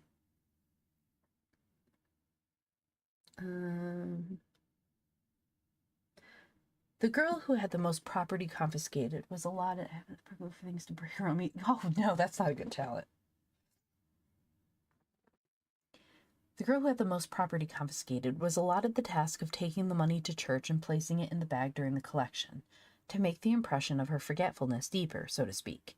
This rule had been made to check carelessness and slovenly habits and continual complaints of lost property, though the idea of allotting the task of placing the money in the bag to the chief offender had long ago originated with the prefects themselves. Sometimes several weeks would pass without a single fine, but this particular week there seemed to have been a perfect epidemic of forgetfulness, and Madge had collected 1 and 2 pence in penny fines and handed the money over to Monica on Monday morning. Monica had dutifully carried the money to church, and, on receiving the bag from the girl next to her, had held it in her left hand while she proceeded very deliberately to drop 14 pennies into it, one at a time. She was among the last to receive the collection bag, and the hymn being a short one, the organist was very softly extemporizing till the collection was finished. Thus, the sound of each penny falling with a musical chink into the bag was heard all over the church. There were rustlings and scrapings as all heads were turned and all eyes focused on that one particular corner of the congregation, while the girls around had difficulty in restraining their titters as Monica solemnly continued dropping her pennies till the last was safely in.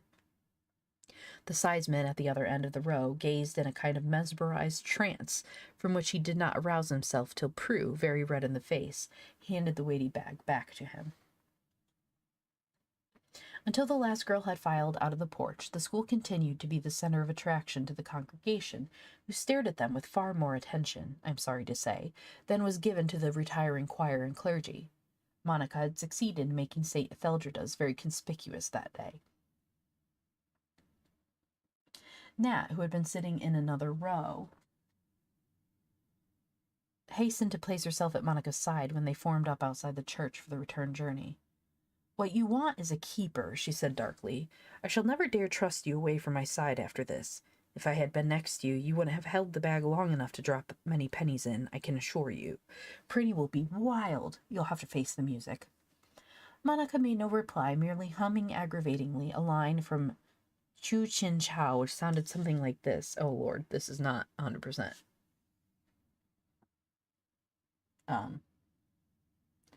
This is a product of its times. Yeah. Chinking, clinking, clinking, chinking, clinking on the ground, 40,000 pieces. You'll be crying, not singing, by the time Prinny has rolled you in the dust and sat on you, Nat warned her. "Well, I might have done worse," replied Monica blithely. "I might have made it half pennies instead of pennies."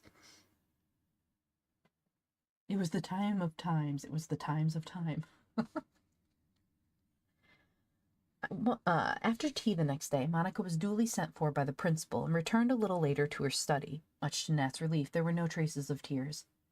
"What did she say?" she inquired. Monica seized hold of her prep books and, dropping them onto the table, sat down. "Oh, not much after all," she replied briefly. "Now don't talk, there's a good fellow. I want to do an extra French exercise. besides prep. Nat sighed. Oh dear, I wish you wouldn't swat so much. You make me feel so lazy, she said. And I think we'll do one more chapter. This one I do not recall at all.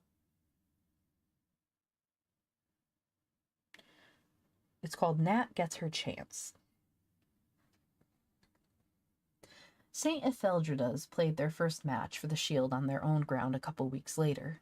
As there were quite a number of schools competing and the county was a rather straggling one, the competitors had been divided into two groups, north and south.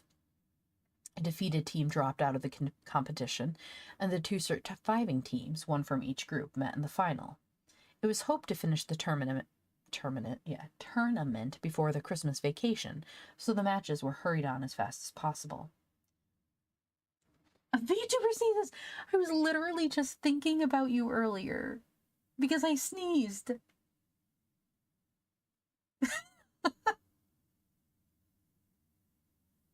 I really was. I was like, oh. I was like, I'm having allergies, so it'll be in the VOD, yeah. I'm not sure exactly what time mark it was, but it will be there. I didn't mute myself. I sneezed twice during the stream. Once I muted and the other time I didn't. So have fun with that. I'm sure if you come to streams coming up, I will be sneezing as well. Curse or blessing. I just think it's hysterical that I sneezed and specifically thought of you. It's like, wow, it's been a while since I've seen VTuber sneezes around. Too bad they missed that, and here you go. I'm having a psychic moment. It's fine. I'm sure I have allergies. The dogwoods are blooming, so I'm sure if you come to streams in the next couple weeks, at some point you'll catch me sneezing. And I'll try to remember to jot down the time for you. And this model's much more expressive, so when I sneeze, it goes nuts. Okay.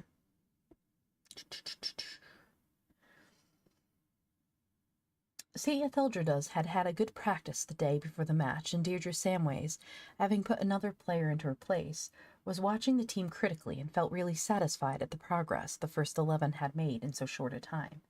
She was still watching the play with close attention when a voice at her elbow remarked in calm, critical tones, "Your wing player, Irene, isn't bad, but she isn't nearly as good as one of the other fifth formers." The bless yous in chat. I don't even know if they did. I think everyone ignored me. It was before Moo graded in. I think it was before the netball quote.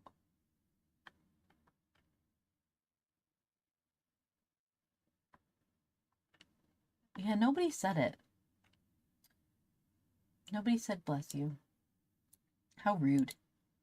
Oh, also, if you want another one, I suggest you follow Matsu. Crusader, can you shout out Matsu? Oh, thank you. Matsu sneezes frequently during his streams. He has a cute sneeze. I can't remember how to do the shoutouts.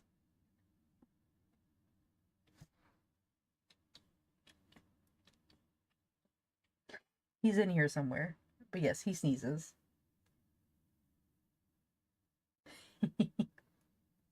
You're here. That's the one. He sneezes during his streams. I think every stream you sneeze a couple times. I know. Target spotted.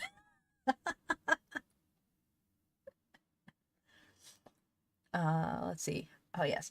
Deirdre glanced around. The voice came from a slightly built girl clad in a brown coat, wearing no hat, and with the look of some stray elf or fae, who was standing by her side, apparently taking the greatest interest in the play. The study, yeah, it would be Dusty. For a moment, Deirdre could not think who she was. Then she remembered the queer new girl whose disturbing ways had caused so much talk in the fifth. "Whom do you mean?" she asked curiously. "Nat Sandwich," replied Monica. "She's tremendously fast and clever, too. I can't think how it is she hasn't got a place in the first 11. Deirdre was not at all a clever girl. Her interests were chiefly in outdoor pursuits, particularly games, a subject on which she was always willing to talk. Why, what do you know about it? She demanded. You see, I'm rather interested in hockey, though I don't play much myself, was the airy reply. As for the girl I was telling you about, Nat, lots of these crack players I've seen in county matches weren't much better than her. County matches? Queried Deirdre eagerly. What county matches have you seen? Oh, several. And last year at that international game at, let me see, what was the name of the place? Merton Abbey, perhaps? Interjected the hockey captain. Yes, that was it. As I was saying, I really can't think why you overlooked one of the best players in the school. And Monica, shaking her head wonderingly, sauntered off down the field, her hands in her coat pockets, still gazing critically at the 22 perspiring players rushing frantically up and down the ground. Deirdre, somewhat impressed, repeated the conversation between herself and Monica Carr to Madge and Pam Preston as they went off together at the end of the practice. Pam had been persuaded into promising to play for the hockey club in the shield matches. Madge burst into a roar of laughter. International matches, county matches, she gasped. Why, Nat herself told me that the new kid didn't know a hockey stick from a cricket bat and had never bothered to watch a game of hockey in her life. I don't suppose she's even seen Nat play. I'm afraid she was just pulling your leg, Deirdre. She seems the sort that's up to anything. Even to cheating in a public exam, added Pam, where there was a rumor in the school to that effect at one time. Still, perhaps there wasn't any truth in it. Deirdre, who was the possessor of an even, placid disposition, only smiled. But perhaps Nat really is a good player, she said. She's pretty good at most games, isn't she? Yes, quite, replied Pam. Only she's generally an unlucky sort of player. Falls down or something just at the critical moment. Yes, added Madge. Okay, thank you for the lurk. Don't you remember last sports day, how she led all through the obstacle race? And at the very last obstacle, when everybody thought she was bound to win, she got stuck while crawling between the rungs of the ladder and could move neither forwards nor backwards. They had to get a hatchet to knock out the spokes before they could release her. Oh, of course I remember, replied Deirdre, especially Nat's face when they appeared with an enormous hatchet. Till then she had been rather pleased at the sensation she was creating. The three prefects went off laughing at the recollection. St. Ethelgerda's was jubilant at the result of the first match. Oh yeah, I recently started that. I figured out how to do it simultaneously so that I don't forget to upload videos anymore. Now I just cross stream. Is that what it is? Multi-stream? It's just easier this way. Test. Yeah, I see you write that. I have to keep them both open. I don't have the chats merged yet. I'm not sure how to do that yet. I'm going to work on it at some point. It's not a pressing matter, but I can at least see it.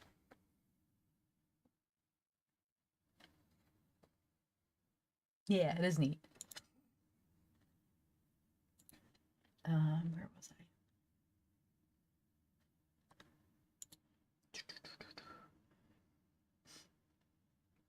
They gained a victory by 3-2 over a large high school from a neighboring town of some size. Allison was particularly pleased, for, as she pointed out to the other 6 formers in the 11, this early triumph would give the team both enthusiasm and confidence. She also declared it was her belief that this was the best team the school had ever produced. The only fly in the ointment was the attitude of the netball partisans, many of whom were very indignant at Pam's inclusion in the team, and although they themselves had had no match that afternoon, they had shown their resentment by refusing to appear on the field as spectators and supporters.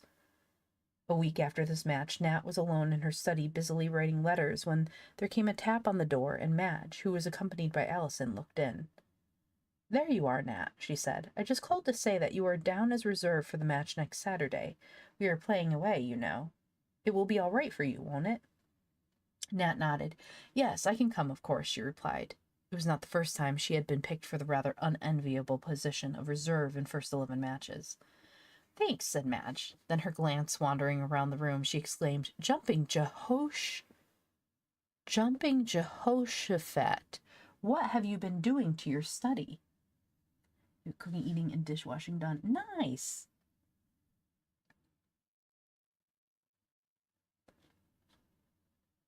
Looking at the picture, sorry. Her curiosity roused by Madge's exclamation, Allison also entered and gazed around. All the walls were covered with what appeared to be large notices, the words of which were printed in big, clear lettering, so that even a short-sighted person could not fail to read them easily. Madge turned from one wall to the other, reading aloud. After the gerundive, the agent or doer is expressed by the dative case. When the English verbal noun is intransitive, it is translated by the Latin gerund, when transitive by the gerundive. To is a before a town, n before a country. Verbs, which take an infinitive without a preposition, aller, désirer, daigner. She broke off her reading to exclaim, "My goodness, what's the idea in that? Is this what they call the Montessori system? I didn't know you were as keen as this on educating yourself." Cozy and full, that's the best way to be. "It isn't me at all," replied Nat, lugubriously and ungrammatically. "You don't imagine I should decorate the place in this way, do you? It's my new study mate, Monica Carr. She spends all her odd minutes writing out these rules and hints, and when they've been up about a week, a fresh lot takes their place. She's bound to learn them when she's always staring at them. The trouble is, I've got to stare at them too. Sometimes I sit here for half an hour at a time with my eyes shut." I see what she's doing. Monica's trying to help Nat. She's trying to get her into the first 11s. And she's trying to get her into a higher score on exams by making it seem like she's also studying, when some of these things she does not need to study herself, like the Latin. Welcome back. That's really cool. I like that she's doing this.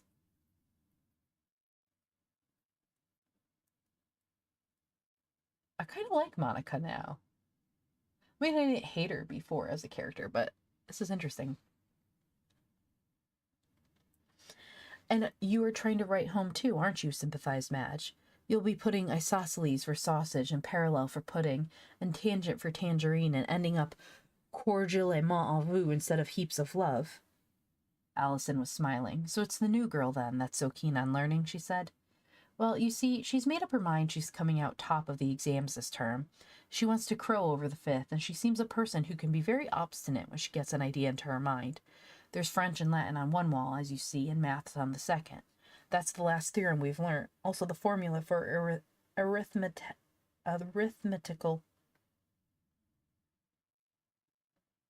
arithmetical progression, or something of that sort. The third wall is devoted to history and geography. Everywhere I go now I see 1832, the Reform Bill, dancing before my eyes, and when I shut them it's even plainer." "You poor soul." "Yes," continued Nat, who seemed to find it a relief to air her grievances.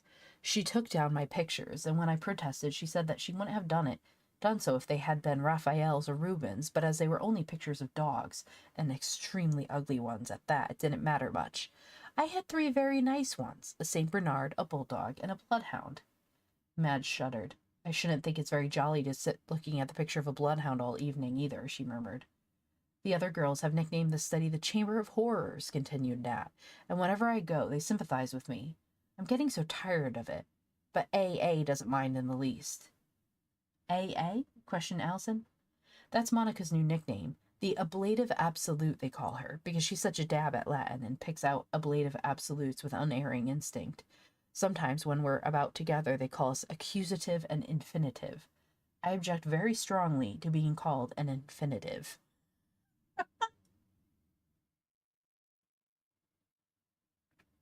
"You'll survive it," said Madge consolingly, and Allison remarked, "I hope you don't find her too unbearable." "Oh no, we're not really bad friends at all. I can't say I liked her at first. She was so hard and unfriendly. But somehow we get on better now. I suppose we've got used to each other. At times I really find myself quite liking her." "Then she can't be such a desperate character after all," declared Madge. "Only bad in spots, perhaps." "Like the rest of us," added Allison. "Come along, Madge. We really must be going." She nodded goodbye to Nat. "I'm so glad you two are on better terms. Only don't follow her example and work too hard, Nat." Couldn't if I tried, replied Nat as the two seniors departed. 5 minutes later, Monica came in. There's a netball match on Saturday, she announced, and I'm playing in the team. Center attack, though I'm not quite sure where that is. Pam's playing hockey, and 2 others of the team are laid up with very bad colds, so they are rather hard up for players. They don't want to have a team composed entirely of youngsters, so they called upon me to assist them in their difficulty. They must be in a bad way, was Nat's unflattering comment. That's what I told them. But Ida, who is captaining the team in Pam's absence, said I was quick and could jump, and that was pretty well all that was necessary in netball. She and Prue are awfully wild with Pam for deserting them, as they call it. What about you? Have they asked you to captain the team on Saturday? No, sadly. I'm not in it. Still, they've put me down as reserve, so I shall be able to go with the team and see the match. You also get a free tea. I know this school. Last year they gave us donuts and cream buns.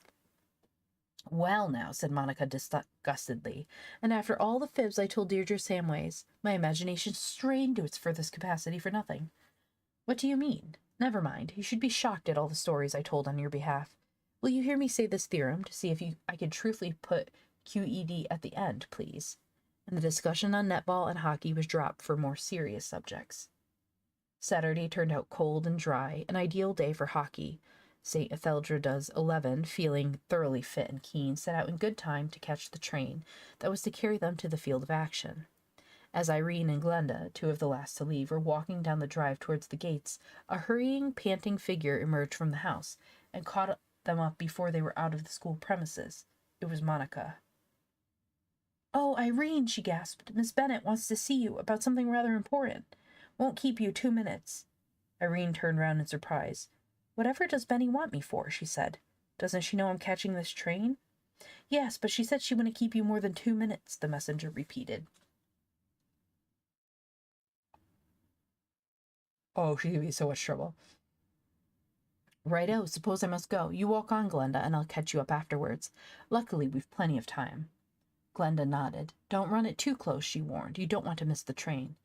"Pas de danger." "Whatever," replied Irene as she turned and hurried back into the school.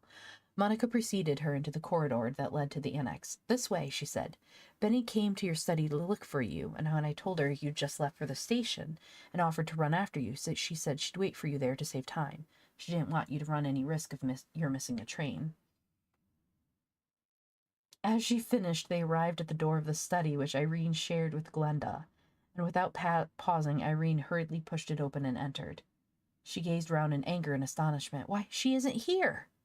Barely had the words left her lips before there was a slam of a door behind her, and though she sprang round like a flash, the key turned in the lock a second before she could seize the handle and wrench the door open. In vain she tugged and shook it.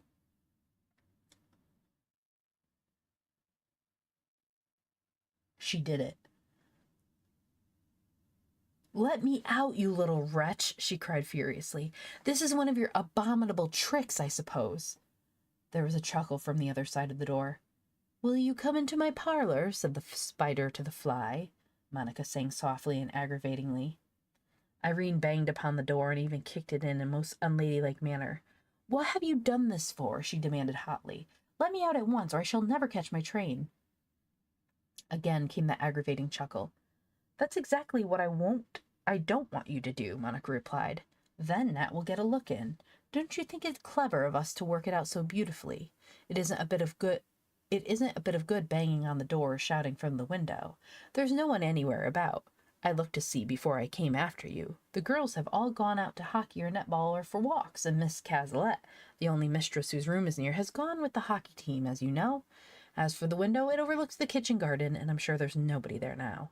Oh no, she's going to drag Nat into this and make it seem like it was her. Oh no." Irene glanced round in despair. According to the little clock ticking loudly on the mantelpiece, it would take all her time to catch the train, even if she were released immediately. She went to the window and shouted, but there was no one in sight. Her cry was apparently heard only by a few straggling cabbages below, so she returned to the door and resumed her fruitless pounding. There was no response to her calls and bangings. Evidently Monica had gone. More than half an hour elapsed before Irene escaped from her prison. A second-form youngster on an errand to one of the dormitories heard her, and, greatly surprised, released her by turning the key, which was in the lock on the outside.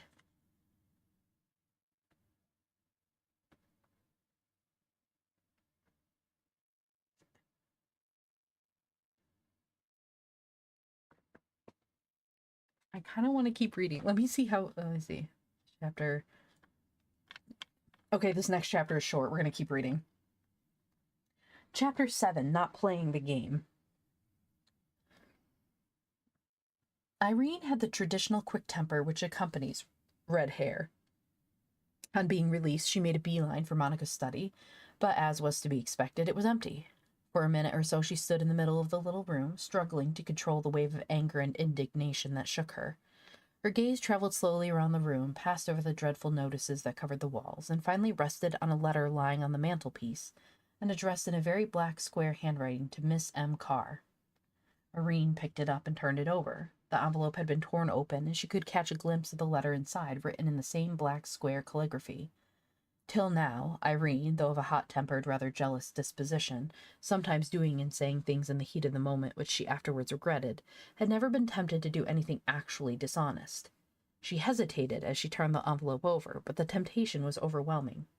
In another moment she had pulled out the letter, opened it, and was swiftly scanning the written lines. "Dear Monica," it ran. "You mustn't be surprised to hear from me, for I promised when you left I would write, and when I heard you were at St. Etheldrada's from one of the girls who has a young cousin there, I just made up my mind I would write straight away. How on earth did you get into a school like St. Etheldrada's? This girl has a cousin there who says they are a dreadfully goody-goody lot. Did they know you were expelled from Fairhurst? Couldn't have done, I suppose. What a joke on them. Do write and tell me about it. You ought, you know, for I was the only girl here who would chum up with you. We were the two black sheep together, weren't we? Though I would never dare do half the naughty things you did quite openly for fear of being found out. Secretly, I admired your audacity and defiance enormously. I am in the lower fifth now, so I have to be a lot more sedate and proper. People will soon begin to think I am quite a model character. What form are you in? Do you realize we are still in the same county, and what is more, our schools are both competing for the hockey shield? If we both knock out all the teams in our respective districts, we may meet in the final. Doesn't that make you smile? I think St. Etheldrada's stands a very good chance of winning that shield. You defeated Staveley High School, I saw, and they are as good as any school in this county. We played them in a friendly game a fortnight ago and only drew. Do you still hate rules and regulations and persons and authority as much as ever? If you are the same as you were here, don't you think it would be fun to put a little spoke in their wheel? I mean, in St. Etheldrada's hopes of winning the shield. I know how clever you are and how full of ideas always. I should love to see if you could pull it off. I know I couldn't. Write and tell me what you think of this idea. Also, please write soon. Your one-time friend, Lillian. Oh, no.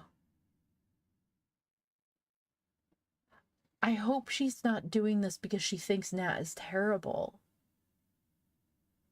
Oh my God, should I hate Monica?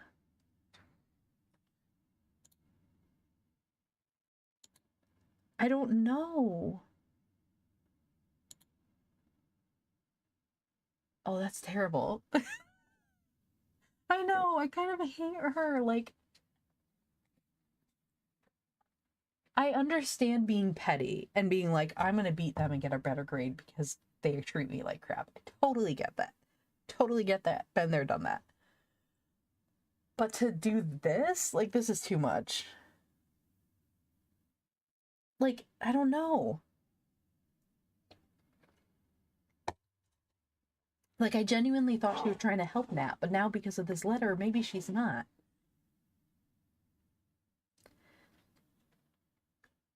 Irene sniffed audibly as she finished reading. What a precious pair of correspondents, she thought. Then once again temptation seized her. Wasn't this document worth keeping? By showing it, she could also show up Monica Carr's character pretty thoroughly. And should it ever be necessary? As for it being a mean trick, hadn't Monica just played the meanest of tricks upon her? Again, the temptation proved overwhelming. Irene slipped both the envelope and the letter into her pocket and walked out of the room. It was evening before the hockey team returned.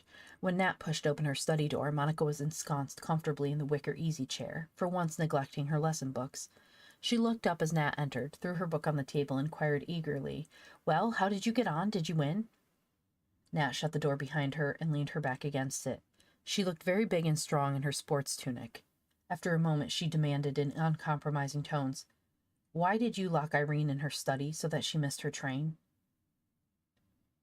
Monica tossed back her short locks with a little defiant gesture that was her characteristic of her. "To prevent her playing in the match, of course. I wanted you to get a chance of playing, as you were the reserve. Did you play?" "Yes, I played," replied Nat slowly, adding in a tone Monica had never yet heard from her, "Did you expect me to thank you?" Monica looked at her, startled. Never before had she seen easy-going, sweet-tempered Nat look so coldly scornful and indignant. "We wondered what on earth Miss Bennet wanted to see her for," Nat continued.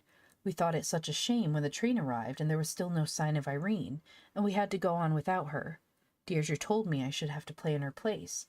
Naturally, I was pleased. Here was my opportunity at last, and I told myself I meant to make the most of it. I played up with all my might, and for once I didn't distinguish myself by doing anything silly. We won. 3. 1 and 2 of our goals were scored by Madge off my centers. When it was over, Allison told me that I had played up splendidly, and you can't think how pleased I was. I was patting myself on the back all the way home. Then, when we got back to St. Etheldrada's, there was Irene ever so angry, with the story of being locked in by a trick. She even thought from something you said that it was planned between us, so I could get into the 11. Luckily, Allison and most of the others believed me when I said I knew nothing about it. Do you think I felt so jubilant after that? Do you really think I wanted to win a place in the 11 by making use of a mean trick like that? I would rather 100 times never have played. It wasn't playing the game at all," Nat finished up with a final outburst of indignation. Monica had made no attempt to interrupt her, nor did she speak when Nat finished.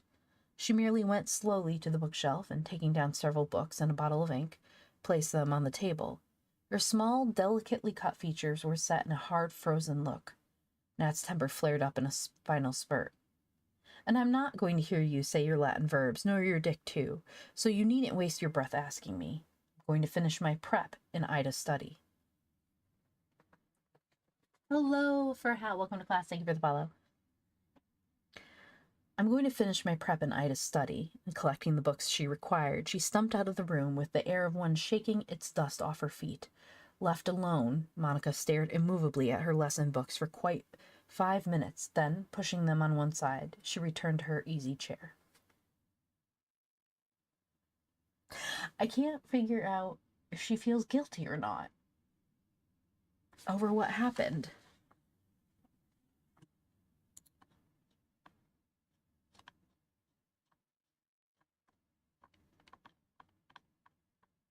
Okay, wait, let me see how long this book is. Because the next chapter isn't that long either. We're going on chapter 8. 8 and 8 is... You know what? We're going to read one more chapter because then we're halfway through the book. Let's go. Chapter 8, Thrills for the 5th. The 5th did not quite know. Oh, thank you. I'm glad you enjoy it. I'm coming back from a hiatus from streaming. I will be streaming at least 3 nights a week to begin with. I do reading streams on Wednesdays and Saturday nights at 10. If all goes well and I am able to have time, I will also be doing Thursday reading streams as well. Or Thursday catch-all streams. It might be crafting, it may be chaos, who knows. So yeah. Also have a Discord server. Feel free to follow if you feel so.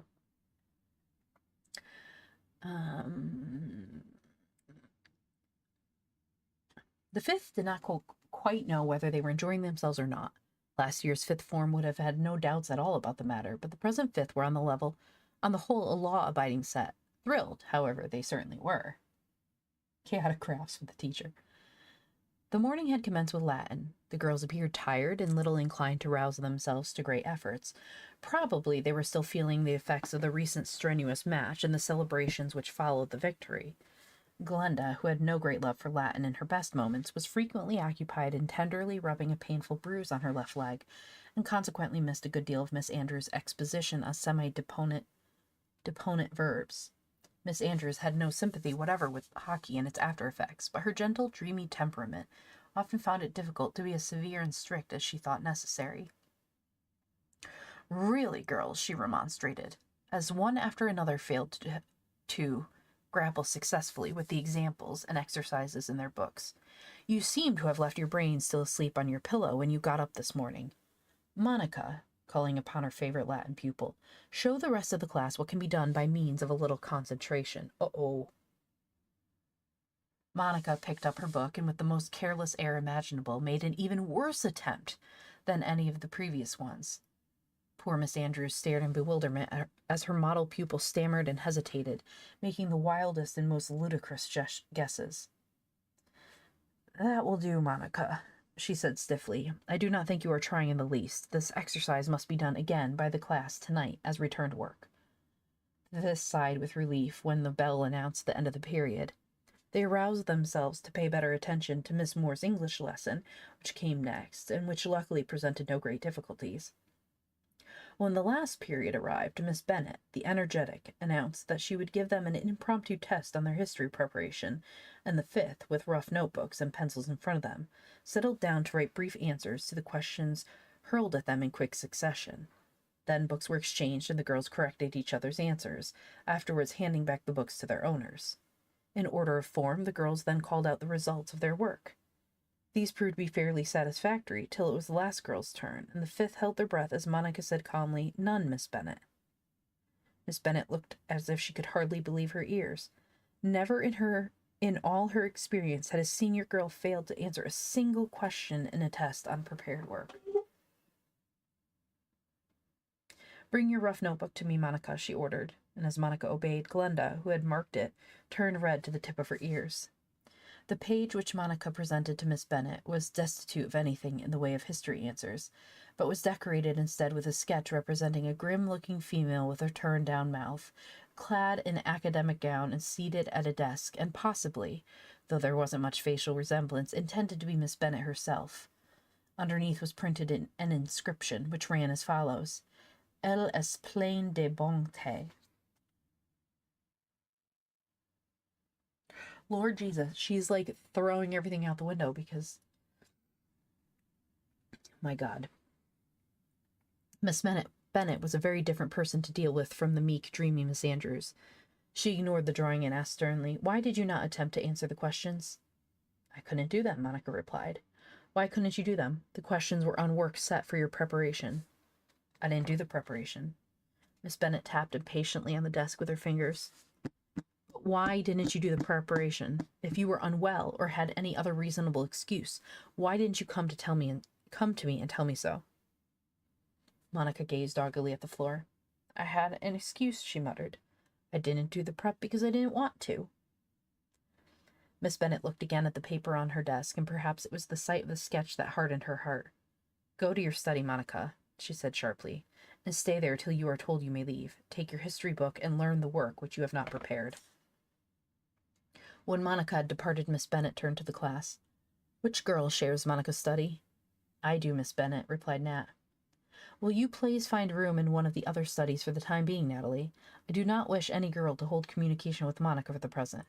Of course, if you have books or anything in the study which you require, you may fetch them." The bell at 12:30 announced the end of the morning's lessons. "What a gay morning we have had," said Ida. "It isn't much good trying to play Benny up, is it?" "I thought all that industry was too great to last," observed Glenda sagely. "Even poor Miss Andrews had a shock. Monica Carr won't get to the top of the class if she refuses to do her prep when she thinks it's too much trouble." Irene said nothing, but she knew that she was hoping Monica would remain long in this difficult mood of defiance, so that her work might suffer. Secretly, Irene had already begun to feel that this new girl, who seemed so quick and ready in many ways, was a rival to be feared, one who might possibly succeed in wrenching the coveted laurels from her. She thought of the purloined letter upstairs, locked in her own writing case, and wondered if Monica had sought for it very long. "What was on the page that made Benny look so sour, Glenda?" someone was asking, and at Glenda's description of the drawing and inscription, the fifth went out chuckling. It certainly was rather funny, they decided. Probably the most uncomfortable girl in the fifth that day was Nat, though she could not have accounted for this strange feeling. It was not entirely because she was shut out of her own study.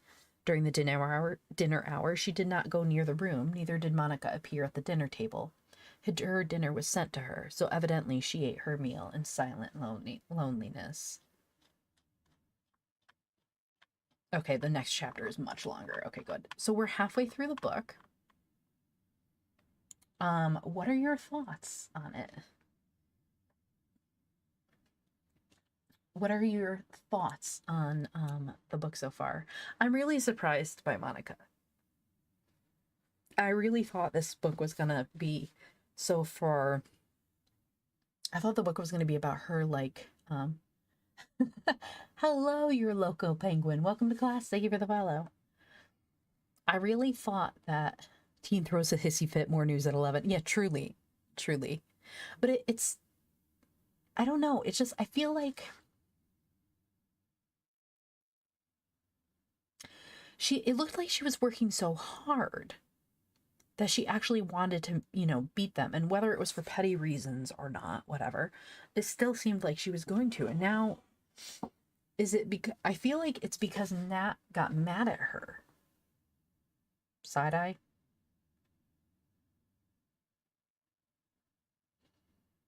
She is sus, yeah.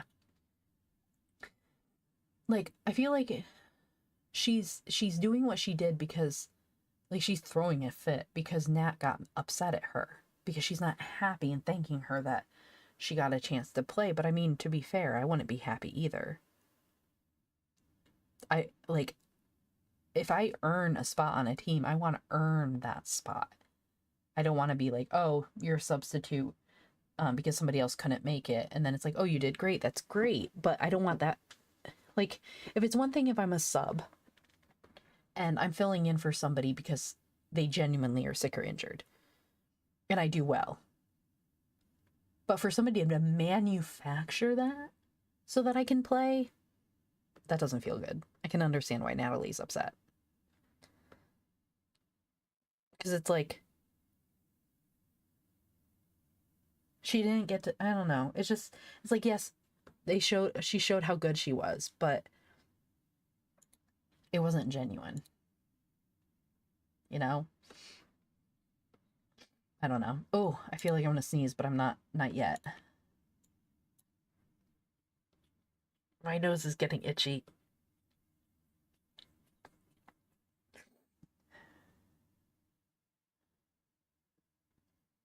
Ugh. Okay, let's see.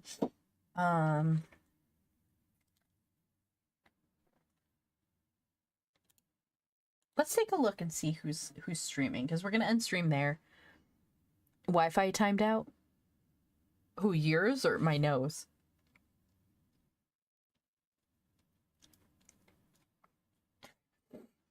Oh, yours? Oh, that stinks. Let's see, who is doing... Let's see if we can find somebody else who's doing some reading. My head is starting to hurt worse than before, so it's definitely time to end stream. But while I'm looking for somebody to raid, Saturday I will be streaming again. We will continue. I'm trying to debate. I think we'll. I think. Oh, thank you. It's allergies. I'll get better at some point. Once the dog would stop their nonsense. You're welcome. Thank you. Saturday I'll stream. It'll be 10 p.m. I'll be reading The Maricot Deep. I think it's Jules Verne is the author. You're at your peak power.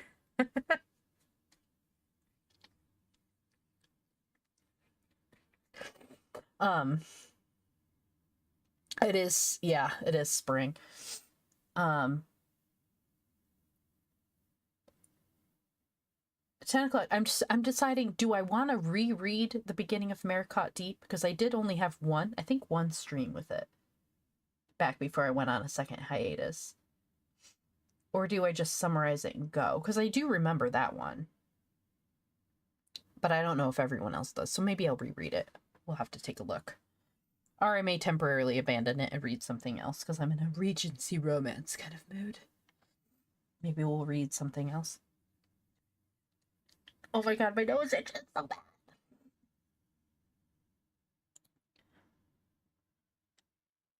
Okay, let's see. Who is... Oh, I think I'm gonna sneeze. I'm good. It's just itchy. Hold on. Like, I feel it. Thank you.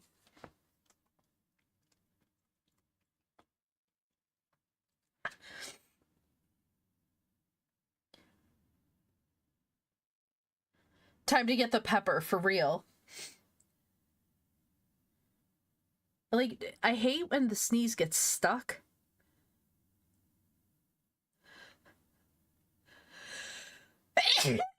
There it is.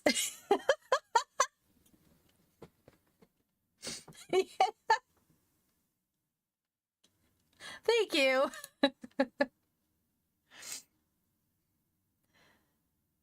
Okay, let's see. Let's see if I can find anyone else doing reading. Oh no.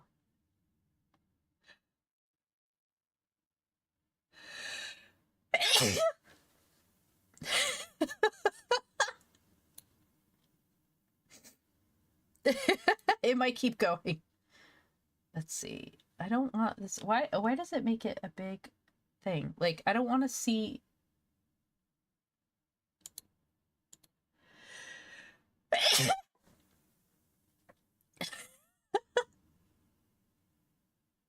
So apparently it's how do I there's a giant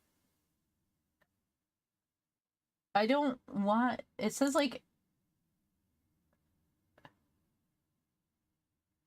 so at the top of my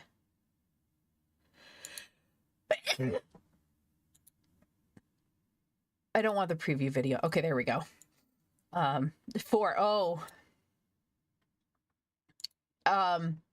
When I have an allergy attack like the one that's coming on, I lose track.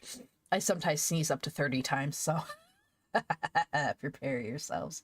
No, we're gonna end soon, but I'm trying to see if there's another streamer who's reading.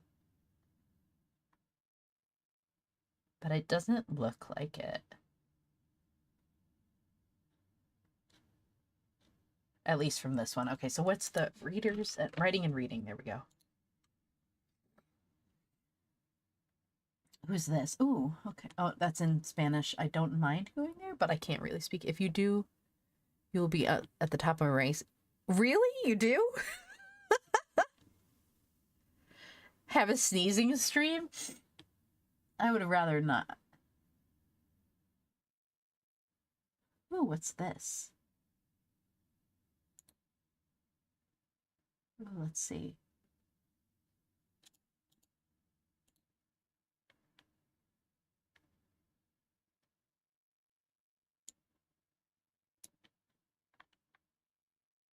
Ooh, okay. We're gonna go read. This is not a number 32 in a row. Oh, I'm gonna have to up my allergy game.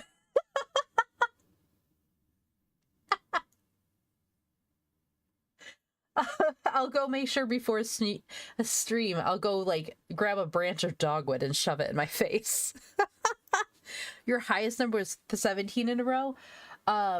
When I hit 30 one of the times, when I stopped counting, I was about to pass out. Like, I was just so violent, and it was nonstop. My family was very concerned about my health. Oh, 140.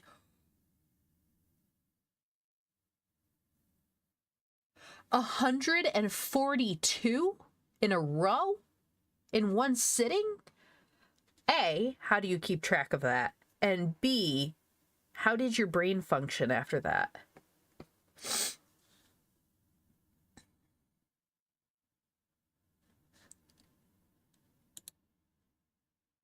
Oh, severely allergic to cats. Okay, that makes sense. Oh, you got sent to the ER after? Oh, I can imagine. Holy cow. Well, hopefully, I hope you're okay now. Have you ever had an attack that bad since?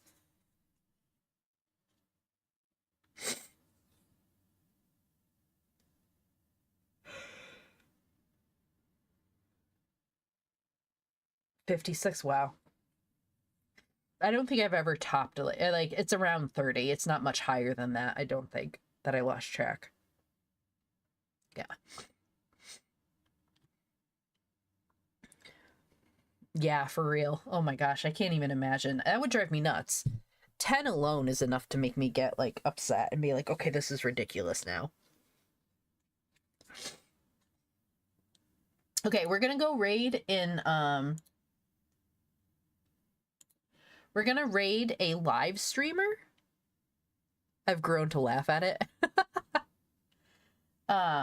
This live streamer is, her name is Safista. She's reading, A Master of Jinn. She's got a lot of people there right now, but I'm fine with that. That's cool. I'm not afraid. And she is, let's see. She's a variety streamer, co-founder, and a host of the Not Your Mama's Gamer blog and podcast. She's a huge fan of JRPGs, farming games, cute indie titles, regular co-working streams, crafting with everything from yarn to Legos and a book club. Done. 5 a.m. for you. Holy cow, it's 11 p.m. for me. Okay, this is an awesome creator. We're gonna go raid her. Master of Jinn. No, no, not that Jinn. It's this Jinn. Few problems to sleep. Yeah, I've got sleeping issues too. I've got some sleeping medication I take on nights I can't. Off to the Shadow Realm, you good. Have a good night. Thank you for coming in. I appreciate it. Everyone else, thank you for all of the follows. I love it. I will see you on Saturday. But let's go raid into Safista. Hopefully she doesn't mind a VTuber coming in. She seems pretty cool and chill. So let's head on over. Thank you all, and let's start and head on over. I will see you all on Saturday evening. Bye, everyone!